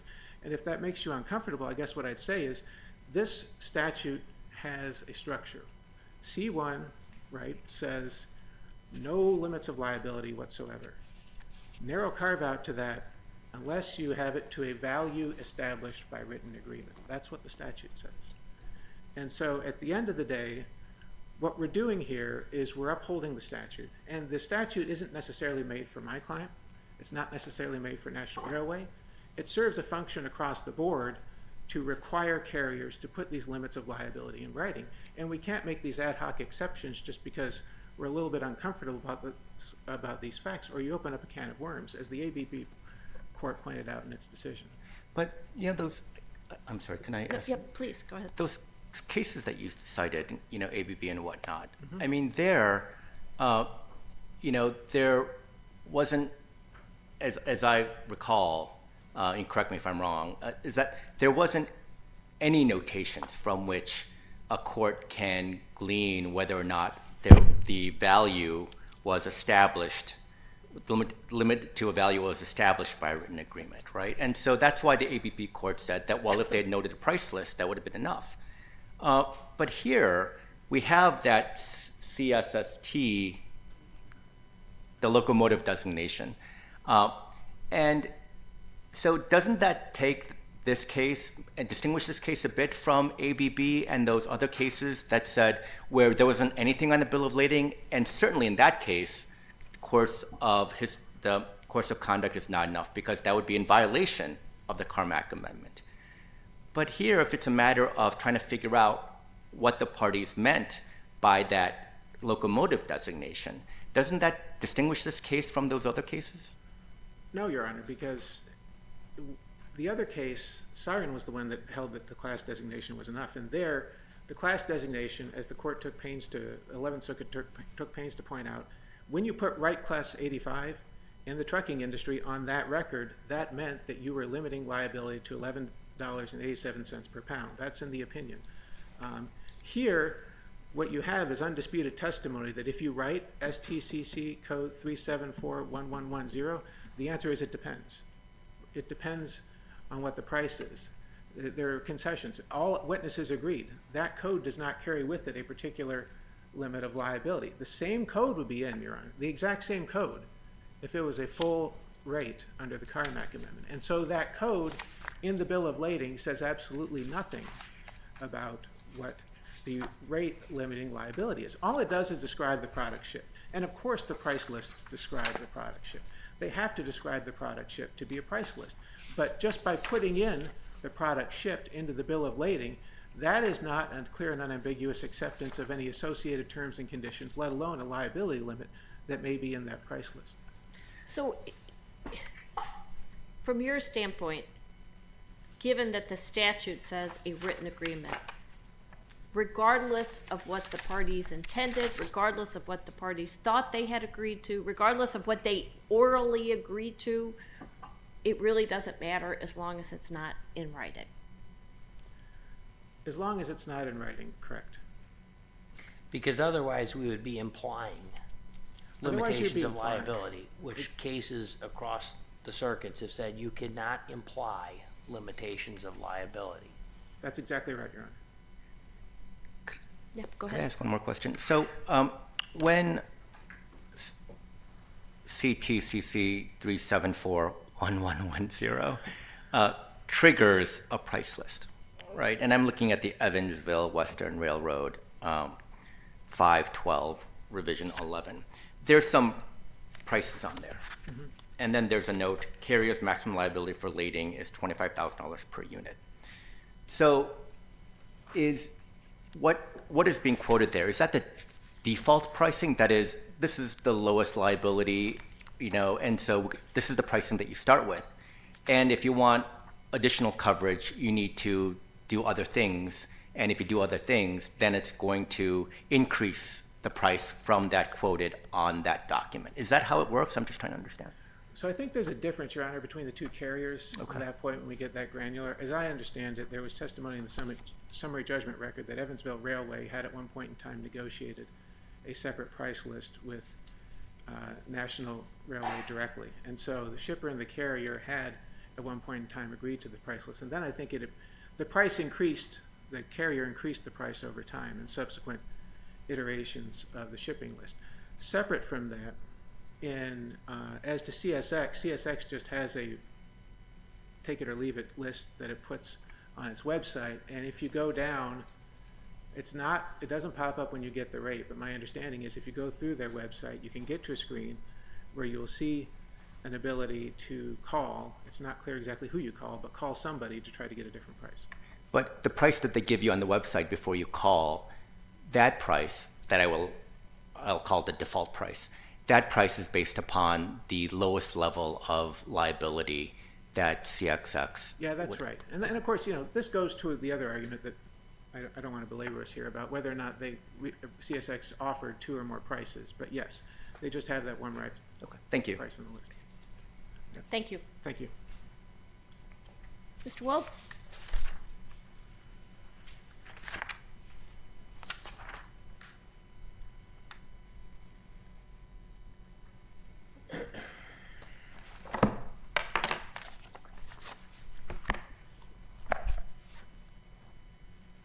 Good morning, and may it please the court. Dan Wolf for Appalese, Evansville Western Railway, and CSX Transportation.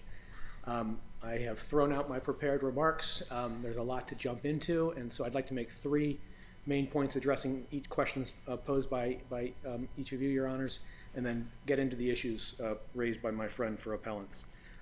So there's two ways that this court should affirm or could affirm the decisions below, both for summary judgment for Evansville Western and the jury verdict for CSX. First, as Judge Lee, as you articulated in some of your questions, CARMAP is fully satisfied by the written agreement here, which is the bill of lading, which makes reference to the governing price authorities through the stick code. I will circle back to that.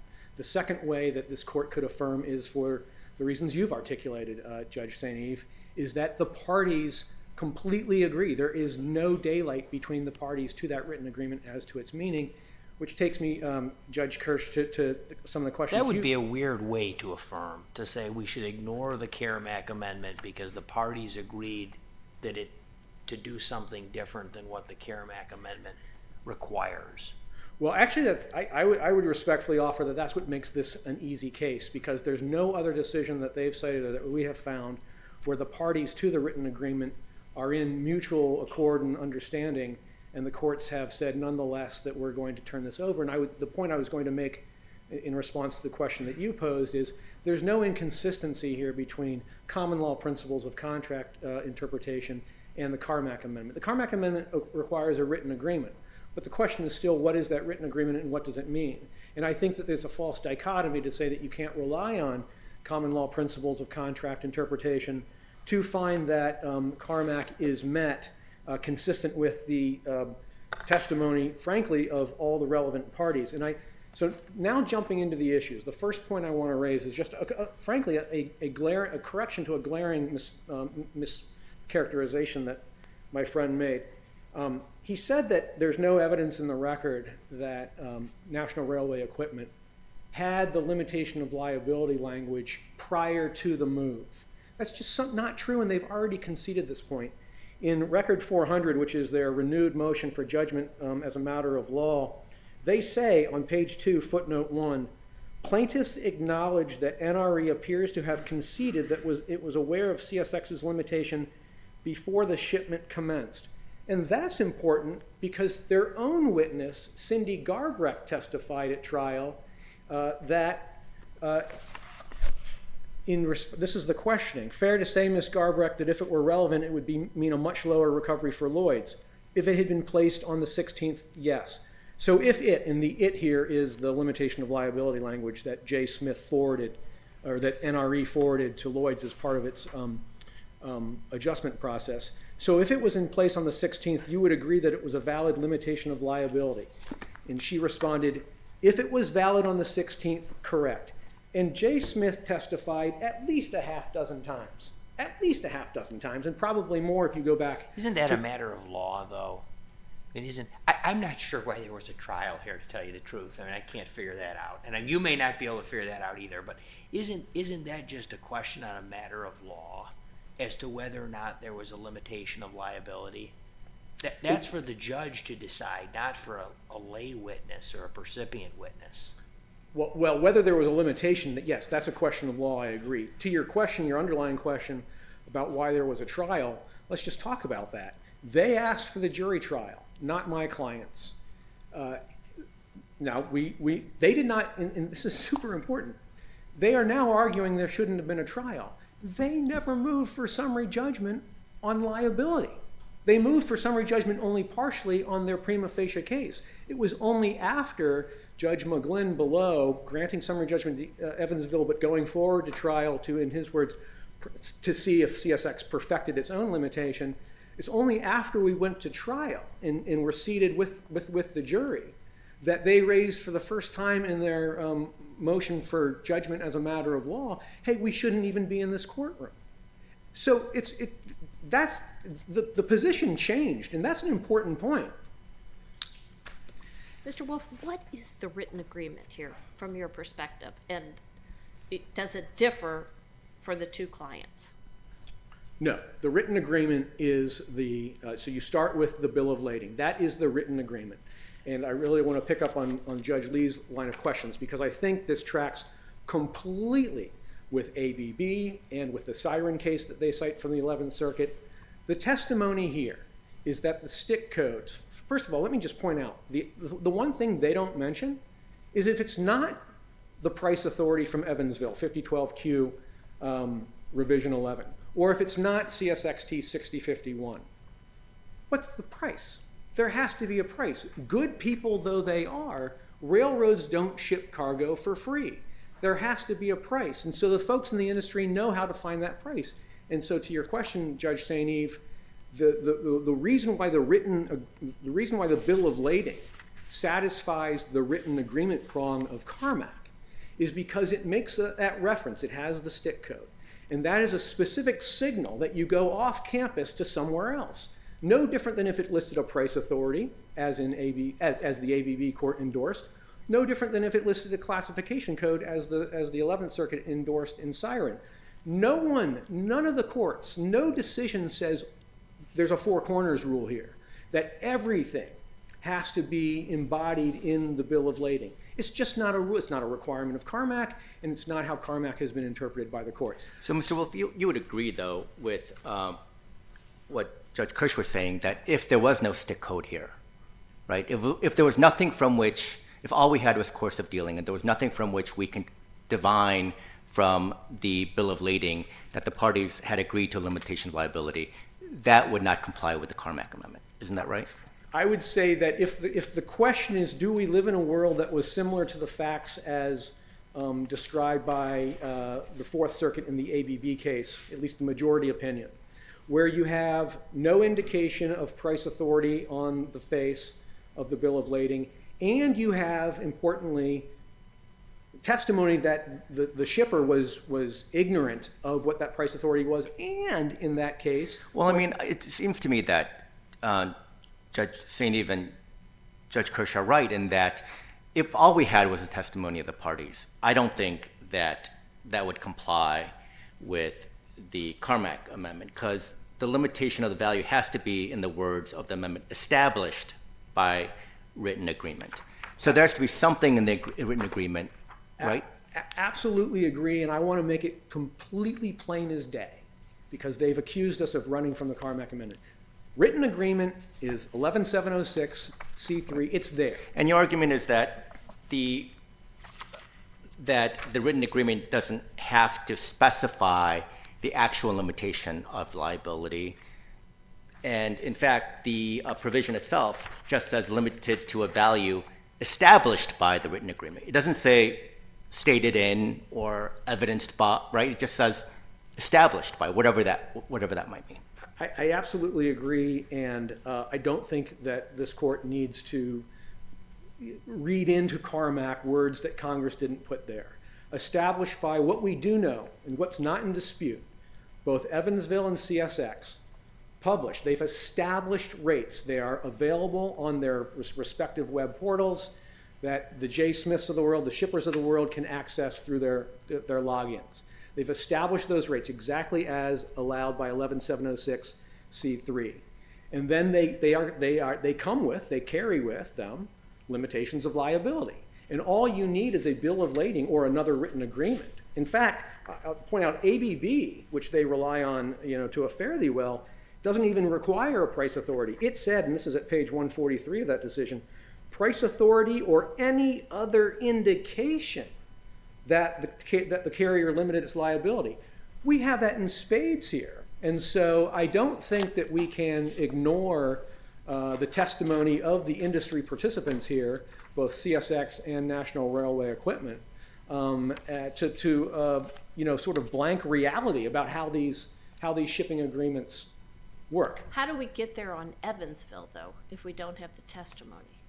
Well, actually, we do have the testimony in the 30B6 record. Now, Judge McGlynn didn't rely on that testimony, but it's in the record, and this court can rely on it. But you can also go, again, this goes to the two ways you can confirm or affirm, is either take Judge McGlynn's reasoning itself, which sort of tracks ABB and Siren, or Judge St. Eve to just look beyond what Judge McGlynn considered, but look to what we actually had in the summary judgment record, which was 30B6 testimony, corporate representative testimony, from both the guy in charge, the director of shipping, and the general counsel said every time we ship with these folks, we accept their limitations, or we accept their terms and conditions.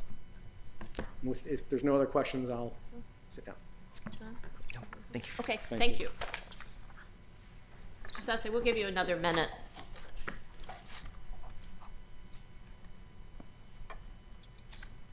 I mean, we seem to be vacillating between the testimony and the documents, but I guess what I would close with is when you look at the bills of lading, all you see is the Standard Transportation Commodity Code. The only court I'm aware of that has ever said that reference to a code alone is sufficient to limit liability is the 11th Circuit and Siren. They did that because that code itself carried a specific liability limit. Here there is undisputed testimony that this code does not carry with it a liability limit. Rather, you have to look to another source to find that limit. So let me ask you, if I could ask you a hypothetical, right? So let's say there's a bill of lading, and it doesn't have an express limitation of liability. Instead, it has the word birthday cake, okay? And there's lots of testimony from the parties that what birthday cake means, right? Because he talked about it before the bill of lading went out. They have emails exchanging this, that what birthday cake means is that the carrier will limit its liability to $10,000 per unit. Okay? But looking at the bill of lading, we can't figure out whether or not, other than the word birthday cake, what it means or whether or not the bill of lading limits the liability. In your mind, under that fact scenario, would that bill of lading satisfy the Carmack Amendment?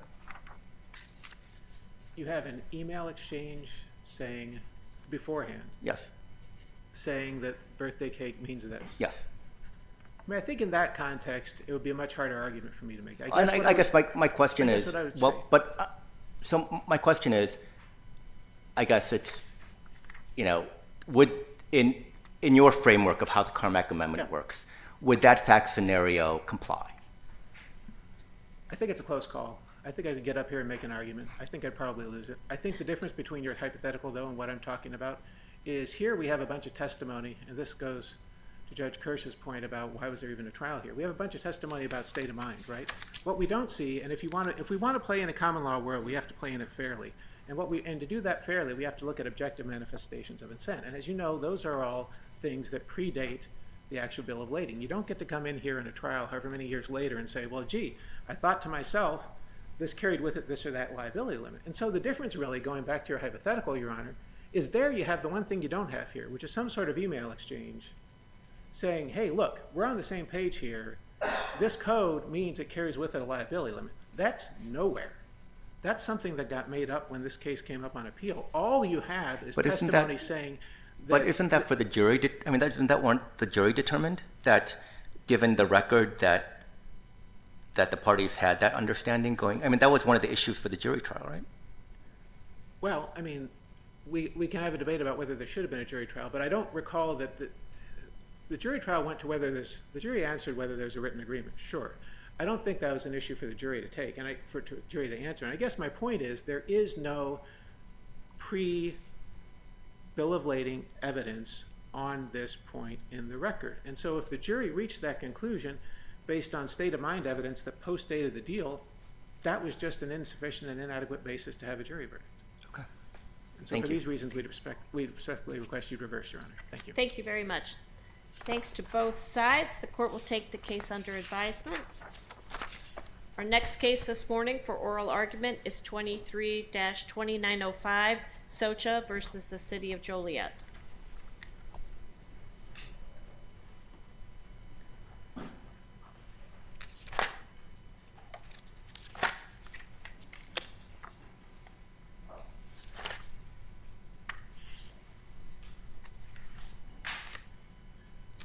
Good morning, Mr. Adams. Good morning. May it please the court, my name is Hall Adams. I represent Officer Cassandra Socha, who, it should be noted before anything else is said, was never charged with any offense arising out of this improvident text message that she sent to her once upon a time friend, Gatelin. Both the summary judgment on count 1 and count 12 should be reversed.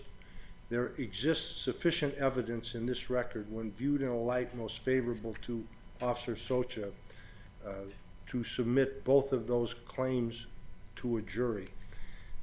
On count 12, the specific question is whether Detective McKinney went trawling through the download of Socha's iPhone intentionally or accidentally.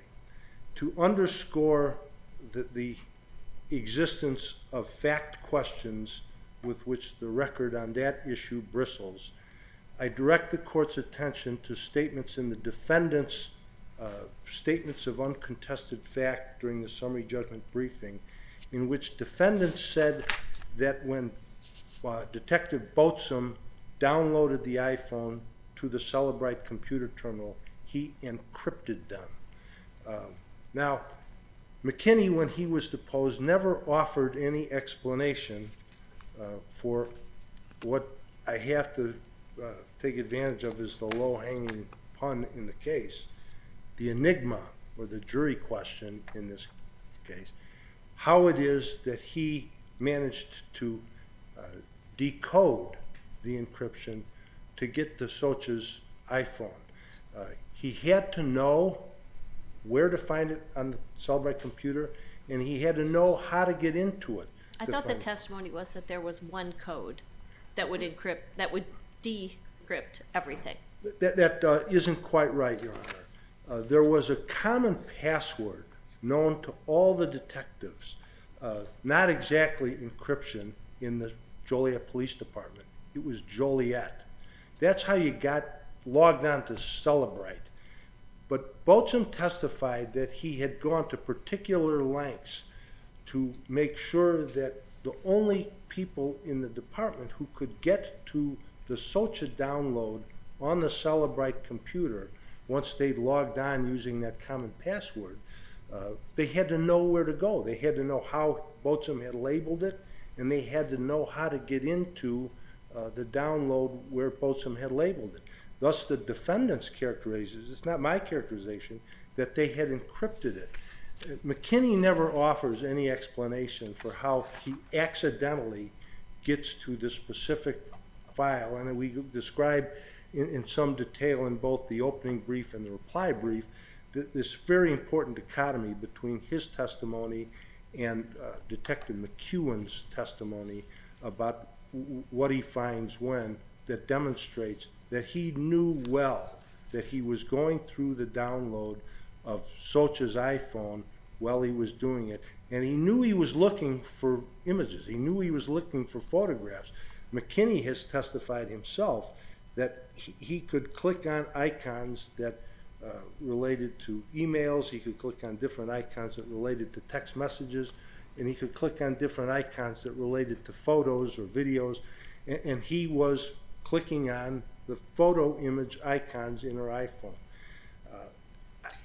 Is that enough to get you past summary judgment? I ask, here's the way I interpret that testimony. McKinney says, I was just playing around because I was trying to learn the system. And McEwen says McKinney came upon, I think it was McKinney comes upon a picture of a woman's chest and immediately identifies it as SOCHA without seeing a face, or how would he possibly know that that was her phone? Right? That's your argument. Correct. But is that, if I take McKinney's testimony and compare it to McEwen's testimony, in that respect, is that enough to get you to a jury, for a jury to conclude that McKinney was intentionally looking at her phone? Applying the summary judgment standard, it is enough, but it's not the only fact that a jury could consider I agree with that. in reaching that conclusion. And on this record, the much more compelling fact is that McKinney had to know exactly where to go in that terminal to get to the SOCHA iPhone download. But how do you get there? What's the evidence, given that the file itself had a very nondescript name? I know you've argued that works in your favor, but it seems to me that works against you because there's nothing descriptive about it. So McKinney acknowledged when he was deposed that he was assigned a training folder, so that if he's going into that computer terminal to train on the Celebrite, what he's supposed to do is go into his training folder and then crawl to his heart's content to develop his skills on the Celebrite system. There's no reason, Your Honor, for McKinney to go to any other file or folder in order to train like he says he was doing. That is a complete fabrication. And there is more than enough evidence here to present that claim to a jury, to let a jury decide whether McKinney's story makes any sense at all. Where count one is concerned, that's the constitutional claim that the district court entered summary judgment on the basis of qualified immunity.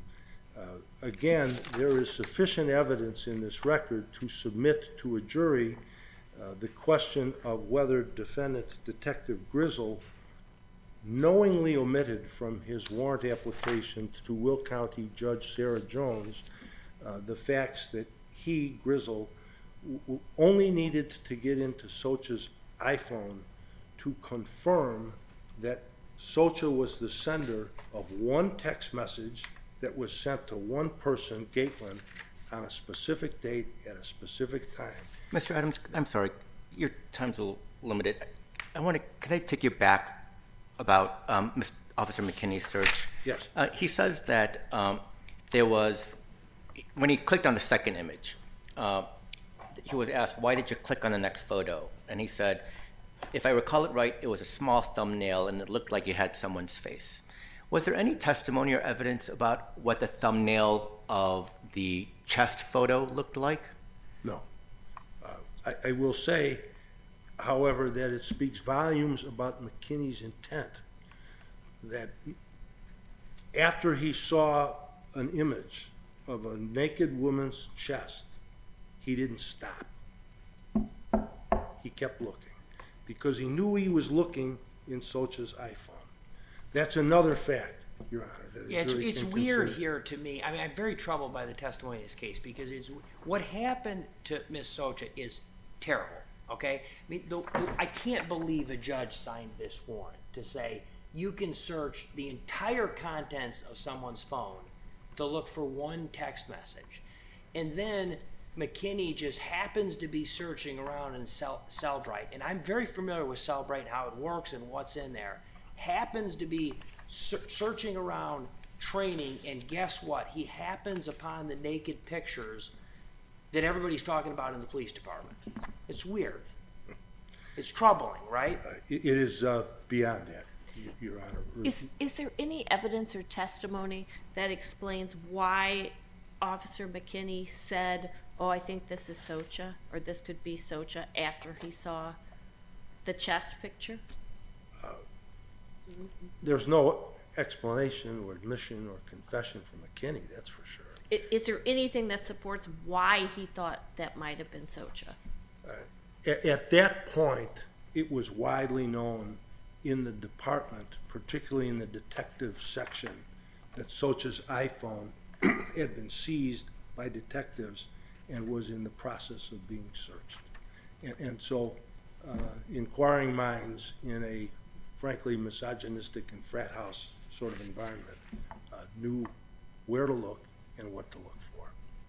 That is what a jury ought to consider in this case. And where count one is concerned, the case law is well established. You are well into your rebuttal. If you want to save a little bit, I'll give you a little bit more. But Sure, where an officer knowingly omits material information, he has committed a constitutional violation. And there's evidence in this record that would support a jury conclusion, a reasonable jury conclusion, that a detective with Grizzle's experience who submitted that warrant application, knowing how discreet the information was he actually needed from that cell phone, committed a constitutional violation and isn't therefore entitled to the benefit of qualified immunity. Thank you, Mr. Adams. Mr. O'Donnell? Good morning. Good morning, Your Honors. My name is Drew O'Donnell, and I represent the City of Joliet on plaintiff's state law intrusion upon seclusion claim. And as plaintiff concedes, the only issue on appeal here is whether or not Detective McKinney committed an unauthorized intentional intrusion into plaintiff's private images. And as the trial court correctly ruled, plaintiff's claim fails because he doesn't offer any admissible evidence that McKinney intentionally pried into plaintiff's private images. Instead, the evidence showed that McKinney was a relatively new detective. He started in December What of type 2000. of evidence does he need? He needs some- What does he need? Does he need an admission from somebody that McKinney said, I intentionally looked at these pictures? What does he need to get beyond summary judgment? He would either need direct or circumstantial evidence, and there's no circumstantial evidence here either. There would have to be some testimony that conceives that what McKinney's testimony is, that he was training on the system and inadvertently came across this. He would need some testimony to show that that is not true. What In do you fact, make? What do you make of McEwen's testimony that McKinney sees? I mean, just the way maybe I'm misreading something, so I'm going to ask the question. But McEwen sees a picture of a naked woman's chest and says, "Oh, this must be Socha." What? How could you possibly see a woman? I mean, unless McKinney had some relationship with her, or she had some distinguishing characteristics. That is weird to me. Yes, Judge, and I'll just back up a little bit before is that there were only 3 individuals in the entire department that knew about plaintiff's images on this particular Celebrite system in terms of the unidentified folder. All 3 of those individuals testified that they never told McKinney. So no one, the people that actually knew about it, they definitively testified that they never told McKinney. So when McKinney accessed this unidentified media folder that in no way named Socha, there's no way he could have known that it was Socha. But it's odd, as Judge Kirsch says, that his response when he sees a naked chest is, in looking in investigative files, that, oh, it must be Officer Socha's, who's a colleague. There has to be some basis for that. Correct, Your Honor. And so the testimony that McEwen said was he actually said that it might be Socha's records. And so at the time, Regardless, we knew, right. It still identified Socha. It's not whether he said, oh, it is or it might be. It's the fact that he identified Socha, a colleague, as potentially the person depicted in the naked chest photo. Correct, Your Honor. And so it was well known that Socha's now husband was being investigated for discharging a firearm. It also was known within the department that Socha was being investigated because she tried witness tampering with another witness in that criminal trial. That's debatable. That's debatable. It isn't. She wasn't charged with witness tampering. Correct. She wasn't charged with it, but I'm saying that the department knew that she was being investigated. Was there another judge, just as an aside, was there another state court judge that refused to sign this warrant before this particular judge signed it? Judge, I believe that would be a question for my colleague Okay. because they dealt with the warrant portion. Mine was related to the intentional intrusion upon seclusion. But again, I think the evidence would have to show something that would dispute McKinney's version of events, that he was a relatively new detective. That is true. That he was training on the system. That is true. So that I guess with regard to that point, is there any other evidence other than McKinney's say-so that it was regular practice for police officers to train on other investigatory files? There is, Judge, and Detective German testified that he would encourage McKinney to train because he was a relatively new employee. I'm looking at, German also testified that for cases that officers weren't involved in, they wouldn't have a reason to go into it unless they were into those files, unless they were assisting in some way. And so I guess what I was trying to look for is, you have German's testimony that says, typically an officer wouldn't go into other investigative files unless they had some sort of responsibility for it. And then you have McKenna saying, oh, I was told just go through these random files to your heart's content so you can train. That seems to me a little inconsistent. And Judge, what I would say to that is if Detective McKinney was only training on his specific files that he worked on, he's doing the same thing over and over and over again. That's not training. That's not learning. In order to learn, in order to train the system, he actually needs to access other files. That might in order be to true, train. but I think Judge Lee's question is why doesn't it raise an issue of fact when you have these two different pieces of testimony about the purpose of the training and what you can actually look at? Right, Judge. And there's no testimony that McKinney, or there's no general order, there's no evidence to show that what McKinney was doing was unauthorized. There are general orders. There's nothing in the record to say that McKinney could not have done what he was doing. In fact, the records would show that he should have been doing that because he needed to train on those different files. Training on his own, he's not going to learn anything. Why could somebody who's training get access to this kind of sensitive information in the first place? As more of a, why doesn't the city have some better lock and key method for something this sensitive? And so, Judge, I did want to bring up this because this is the argument that he must have known because everyone in the department knew this password. I mean, that is not on the record. So there's only 20 actual detectives, investigators that had access to this room. Of those 20, there are only 5 officers that were actually trained to use Celebrite. Those 5 officers had the password of Joliet. Plaintiff's argument is that everybody in that department had that password, but that's not the testimony. Actually, Detective McEwen Brad McEwen, who is an investigator, he testified that he didn't know the password. And the reason why he didn't know it is because he wasn't training on it. So the admissible evidence is that the only people that could access that system, that knew the password and that knew how to run reports, were 5 individuals. And that's the testimony. And my point is more of a policy one, I guess, than legal. If you have something super sensitive about an employee in your department where you have these explicit pictures, why should even those 5 be able to access it? It seems like there should have been greater protection. That's not necessarily a liability issue for this particular intrusion upon seclusion claim, but it seems to me that the city should have done a better job. And Judge, just briefly on that, the only way to access or to download plaintiff's images or her text messages, you had to download the entire phone. It was not possible to just download her text messages. And so Celebrite was the system that Joliet used. And so when they downloaded it, it had to go onto Celebrite. And so that's why it was on Celebrite. Okay, thank you, Mr. O'Donnell. I'm sorry, can I? Oh, yeah, of course. Mr. Donald, I'm looking at, you mentioned general orders, so this kind of popped in my mind. I was looking at General Order 10-6, Criminal Investigation, Organization, and Administration. That's Exhibit O to some sort of, it's, let's see, 253-15. That's the original docket file. It says access to files. It says investigative files should only be accessible to law enforcement personnel at the discretion of the assigned investigator or an investigation supervisor. Is there any testimony that Mr. McKinney got permission from the assigned investigator or the investigation supervisor to have access to these files? There's not. Thank you. Mr. Atkins.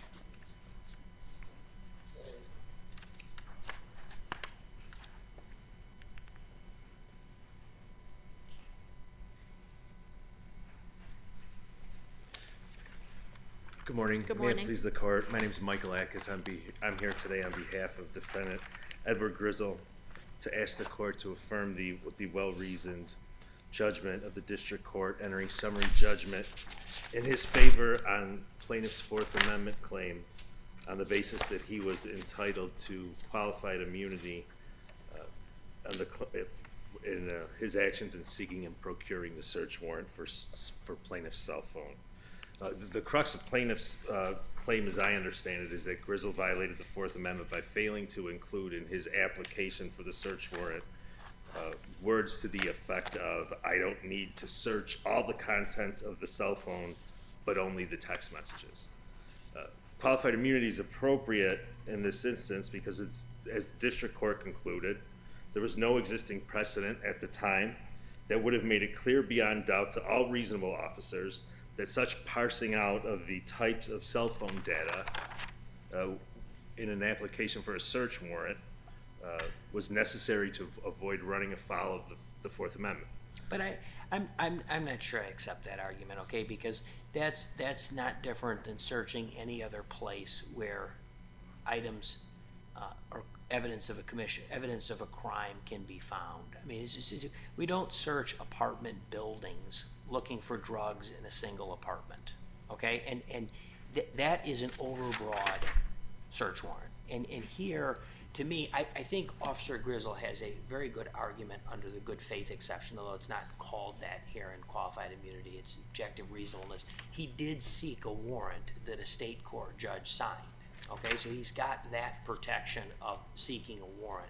And there was a lot of discussion here about whether we should get a warrant. There's probably good conversations, okay, and maybe better judgment would prevail. But I look at this warrant, and they're looking for a text message, okay? A text message, according to the warrant, that describes, here's what they're looking for. Soka's text message accuses Maria Gatlin of committing crimes when employed as a police officer, ridiculing Maria as a mother, and not being able to have children, along with having a mixed child. And here's what they're going to search. Any and all data regarding electronic communications, including dates and times of those communications, digital images or videos, email, voicemail, buddy lists, chat logs, instant messaging, forensic data, etc. That strikes me as extraordinarily broad when you're searching for a single text message that, by the way, you already have.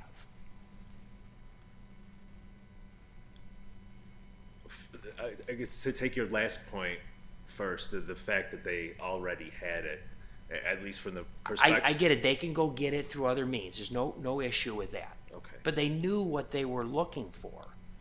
I'm not going to stand here and say that it's not a broad warrant. You don't have to, though, is my point. I mean, you don't. If he says, look, I got the warrant, I presented it to a state court judge, the state court judge signed it. And by the way, I think Officer Grizzle relied upon form language that comes from forensic people that says this is how we download and search computers. And right? that was going to be my next point, judges. I think as my friend mentioned, that at least the undisputed testimony in this case, and you said you're familiar personally with the Celebrate system. I'm only familiar with it from what I learned in this case, is that in order to take a forensic copy of a device like a cell phone, you cannot parse out text messages when you dump or extract. That's no problem, because So- before these things happened, when the FBI would take a computer and search a computer, they would have probable cause to search within particular places in the computer. And the person whose computer it was may be without their computer for 6 months, maybe longer, because they get probable cause to search the Word files, then probable cause to search the email files, then probable cause to search voicemails, right? I mean, one builds upon another rather than saying we're going to search the whole I mean, people's lives are on their cell phones now, and to say there's this one text message that, I mean, I'm not even sure from the description in here whether it's harassing, okay? But there's one text message that may be harassing, and as a result, we're going to take everything that you have off your phone, we're going to download it into a police computer database, and then we have this mischief going on with videos and photos that are clearly private, intended to be private, that are being viewed or distributed throughout the police department and talked about in the police department. I mean, this is very troubling from a factual matter, in my view. I guess I would, and it didn't happen in this case, and then maybe hypothetically it might address your concern, is the way I see it is, in order to maintain the Cellbrite program and forensic extraction of a cell phone as a law enforcement tool, I think at least from the perspective of the attorneys and the judge and the officer who are involved in this case, seem like it's necessary to seize all that data. Was that explained in the warrant? Yeah, it's not there. But I think there's a little bit that talks in the warrant about the Cellbrite system and how, in the officer's experience, oftentimes criminal Also, if you matters need are deleted. probable cause, that doesn't seem to be a basis for probable cause, that, the system has to have it all. So, and I guess what I was sort of driving at there is if you to look at the reasonableness in its totality is, at least there's undisputed evidence that my officer's actual search of the extracted data was limited to searching for, in the specific extracted data about text messages, for this single text message, which he found in about an hour. I think the testimony is there's no evidence. The evidence is undisputed that he didn't trawl the phone for anything else. He didn't look at any images or videos of Plaintiff Socha or anyone else. He's not. Yeah, that's why he's not involved in any of the. That's rumors. why he's not in that. He's not involved in any of the He's not in rumors. count 12 because of that. Exactly. Okay, That thank went you. around. Anything further? Thank you, Anna, for No? your time. All right. Thank you. Mr. Adams? I think you used all your time. We'll give you another minute. And I can do this in a minute, I think. The Wynn case on which we rely heavily, I should point out, rejected the good faith exception on facts that were not as egregious in terms of the overbreadth of the warrant in that case. And that analysis pertains here in as much as the fact that Grizzle shouldn't be entitled here to qualified immunity is really the flip side of the good faith exception. The analysis is the same. In answer to Judge Kirsch's question about what evidence do we need, at this stage, in a de novo review of summary judgment, the plaintiff gets the benefit not just of the evidence of record, but of all reasonable inferences that can be drawn from it. Applying that standard, the summary judgment on count one should most certainly be reversed. What the evidence shows is that McKinney, viewed in that light, knew what he was looking for, knew where to go to find it, did what he did intentionally, and he got caught doing it. Thank you, Mr. Adams. And the one other question I'd answer is there is evidence in the record that this warrant was shopped. Judge Jones was not the first judge to whom the application was presented. Okay. Thank you. Thank you. The court will take the case under advisement. Our last case for oral argument this morning is 23-2374, United States versus Kowalski. Mr. Stanton, good morning.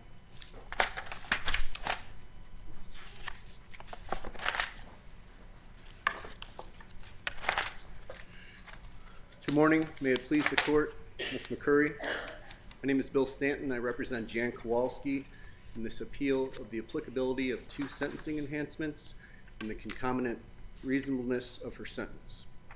Jan pled guilty to concealing assets from a bankruptcy trustee. She concealed the assets of her brother, Robert, who is no stranger to this court, by depositing funds into her IOLTA bank account and then later withdrawing them. In this appeal, Jan contends that the sophisticated means enhancement under guideline section 2B1.1B10C and the abuse of trust enhancement under guideline section 3B1.3 were erroneously applied. I'll start with sophisticated means.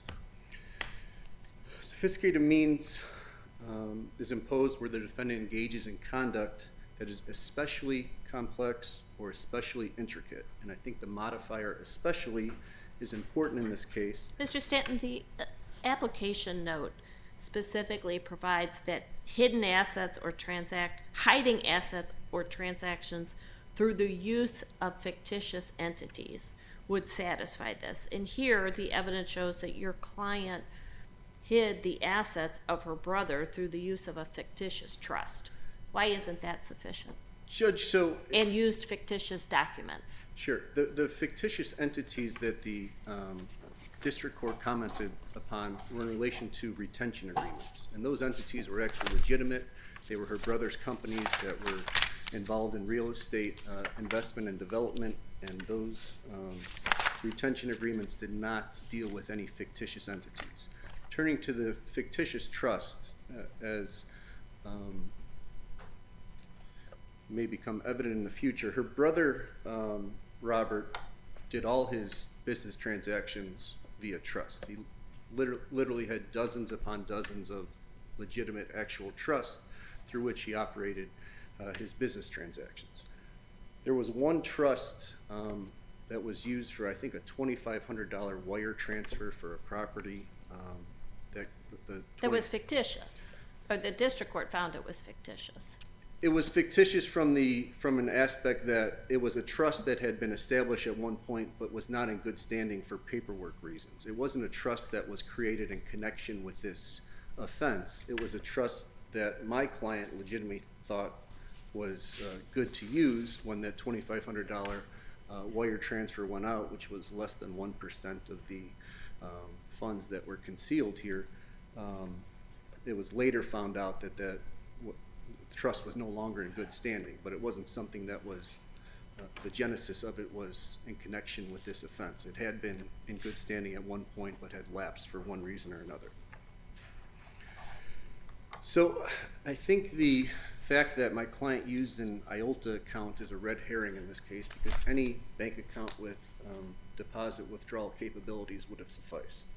And the evidence showed that But any other bank account, you would not have been able to assert the attorney-client privilege to prevent the trustee from looking into it.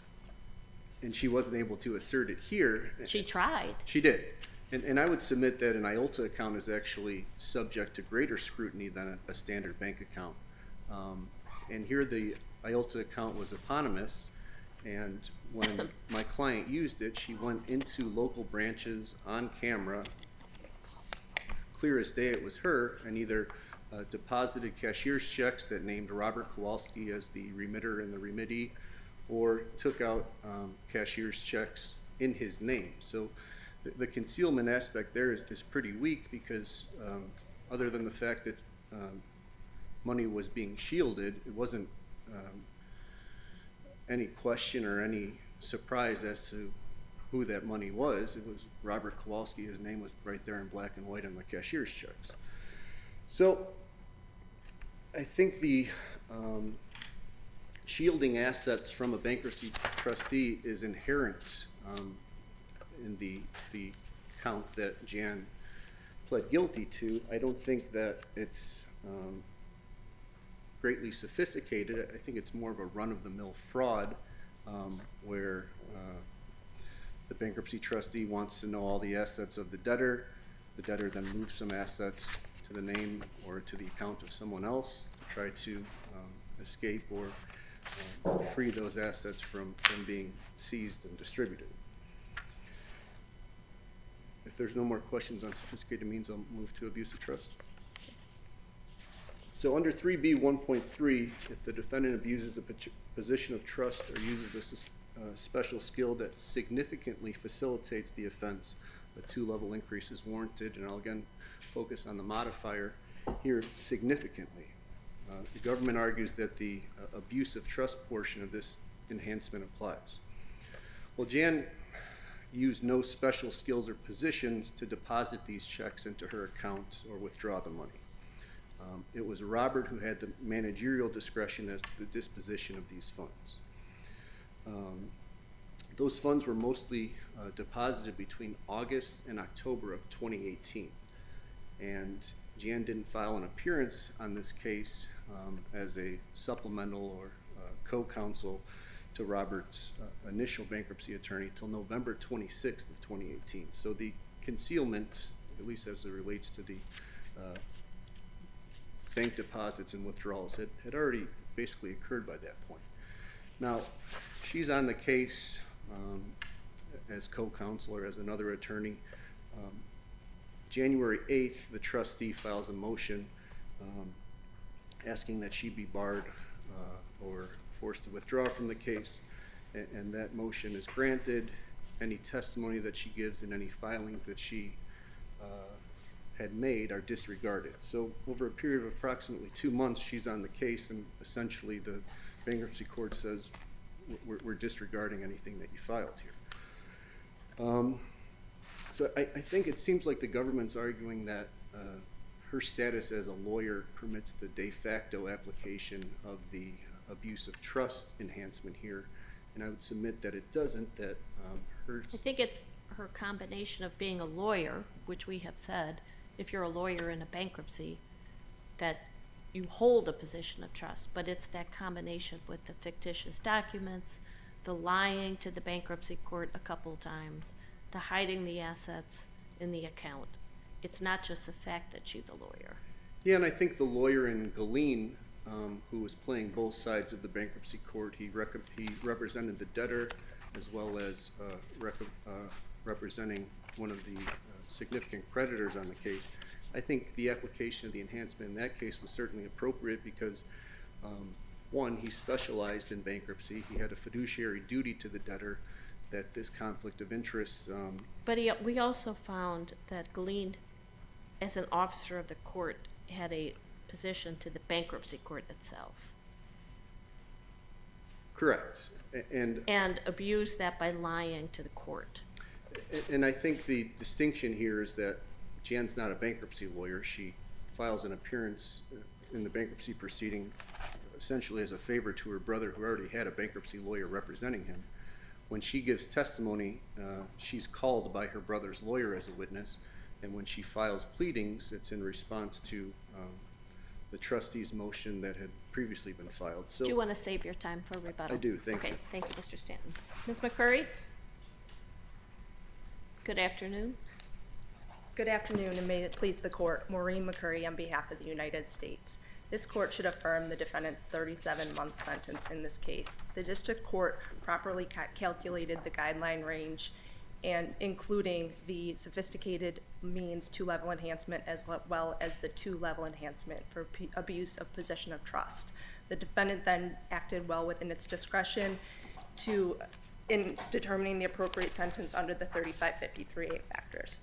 First, with respect to the sophisticated means enhancement, the defendant's offense conduct required a greater level of planning here than the normal fraud case, and the sophistication in the concealment of the fraud and the coordination of many moving parts went above and beyond concealment inherent in the fraud.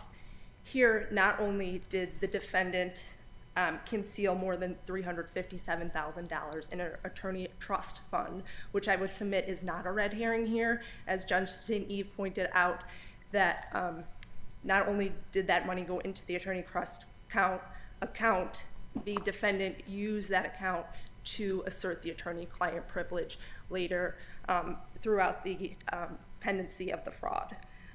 She also withdrew over $75,000 from that account for use in purchasing at least true properties for the benefit of her brother. One of those, as Your Honor pointed out, was a fictitious trust.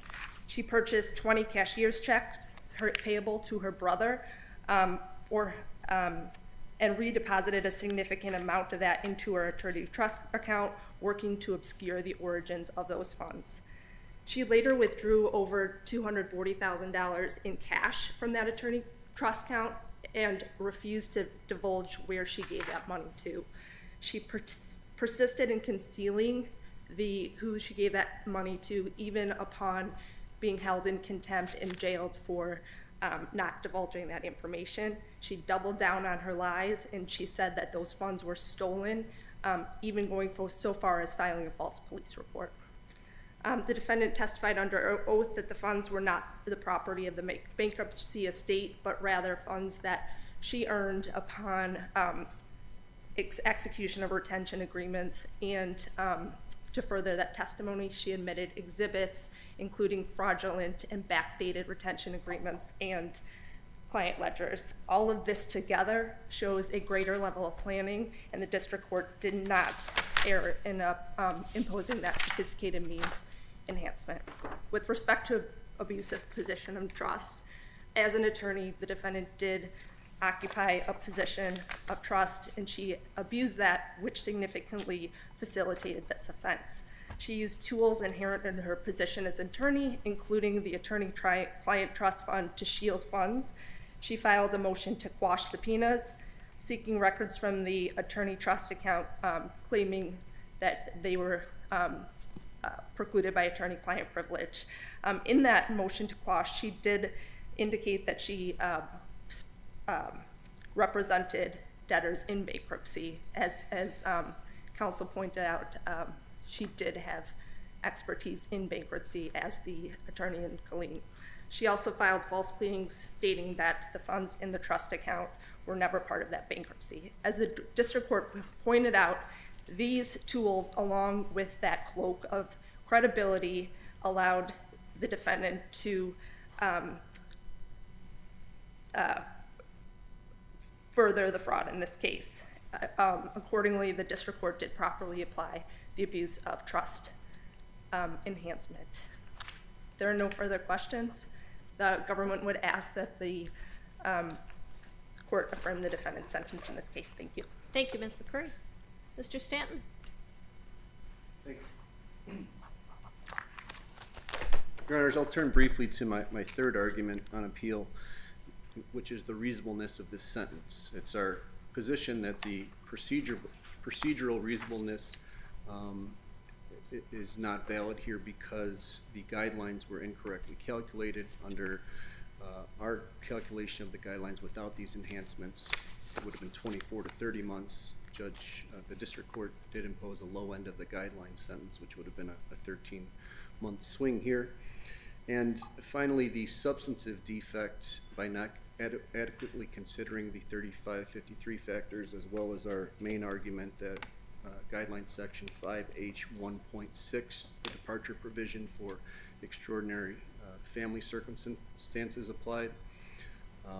It seems like the district court did recognize that there were extraordinary family circumstances here, but for whatever reason disregarded that and focused on the defendant's culpability and the fact that those family circumstances were apparent or were evident or ongoing during the course of this fraud, to decline to give them any weight or to even consider them. And it's our position that once that conclusion has been drawn that the extraordinary family circumstances exist, the district court then has to decide what weight, if any, to give those circumstances and how that would affect the sentence. Based upon those three issues, Your Honors, we would ask you to reverse, and I thank you for your time today. Thank you, Mr. Stanton. And Mr. Stanton, you were appointed to represent Ms. Koplowski. Thank you for taking the appointment and for your advocacy on behalf of your client. Thanks to the government as well, and the court will take the case under advisement. We are now in recess.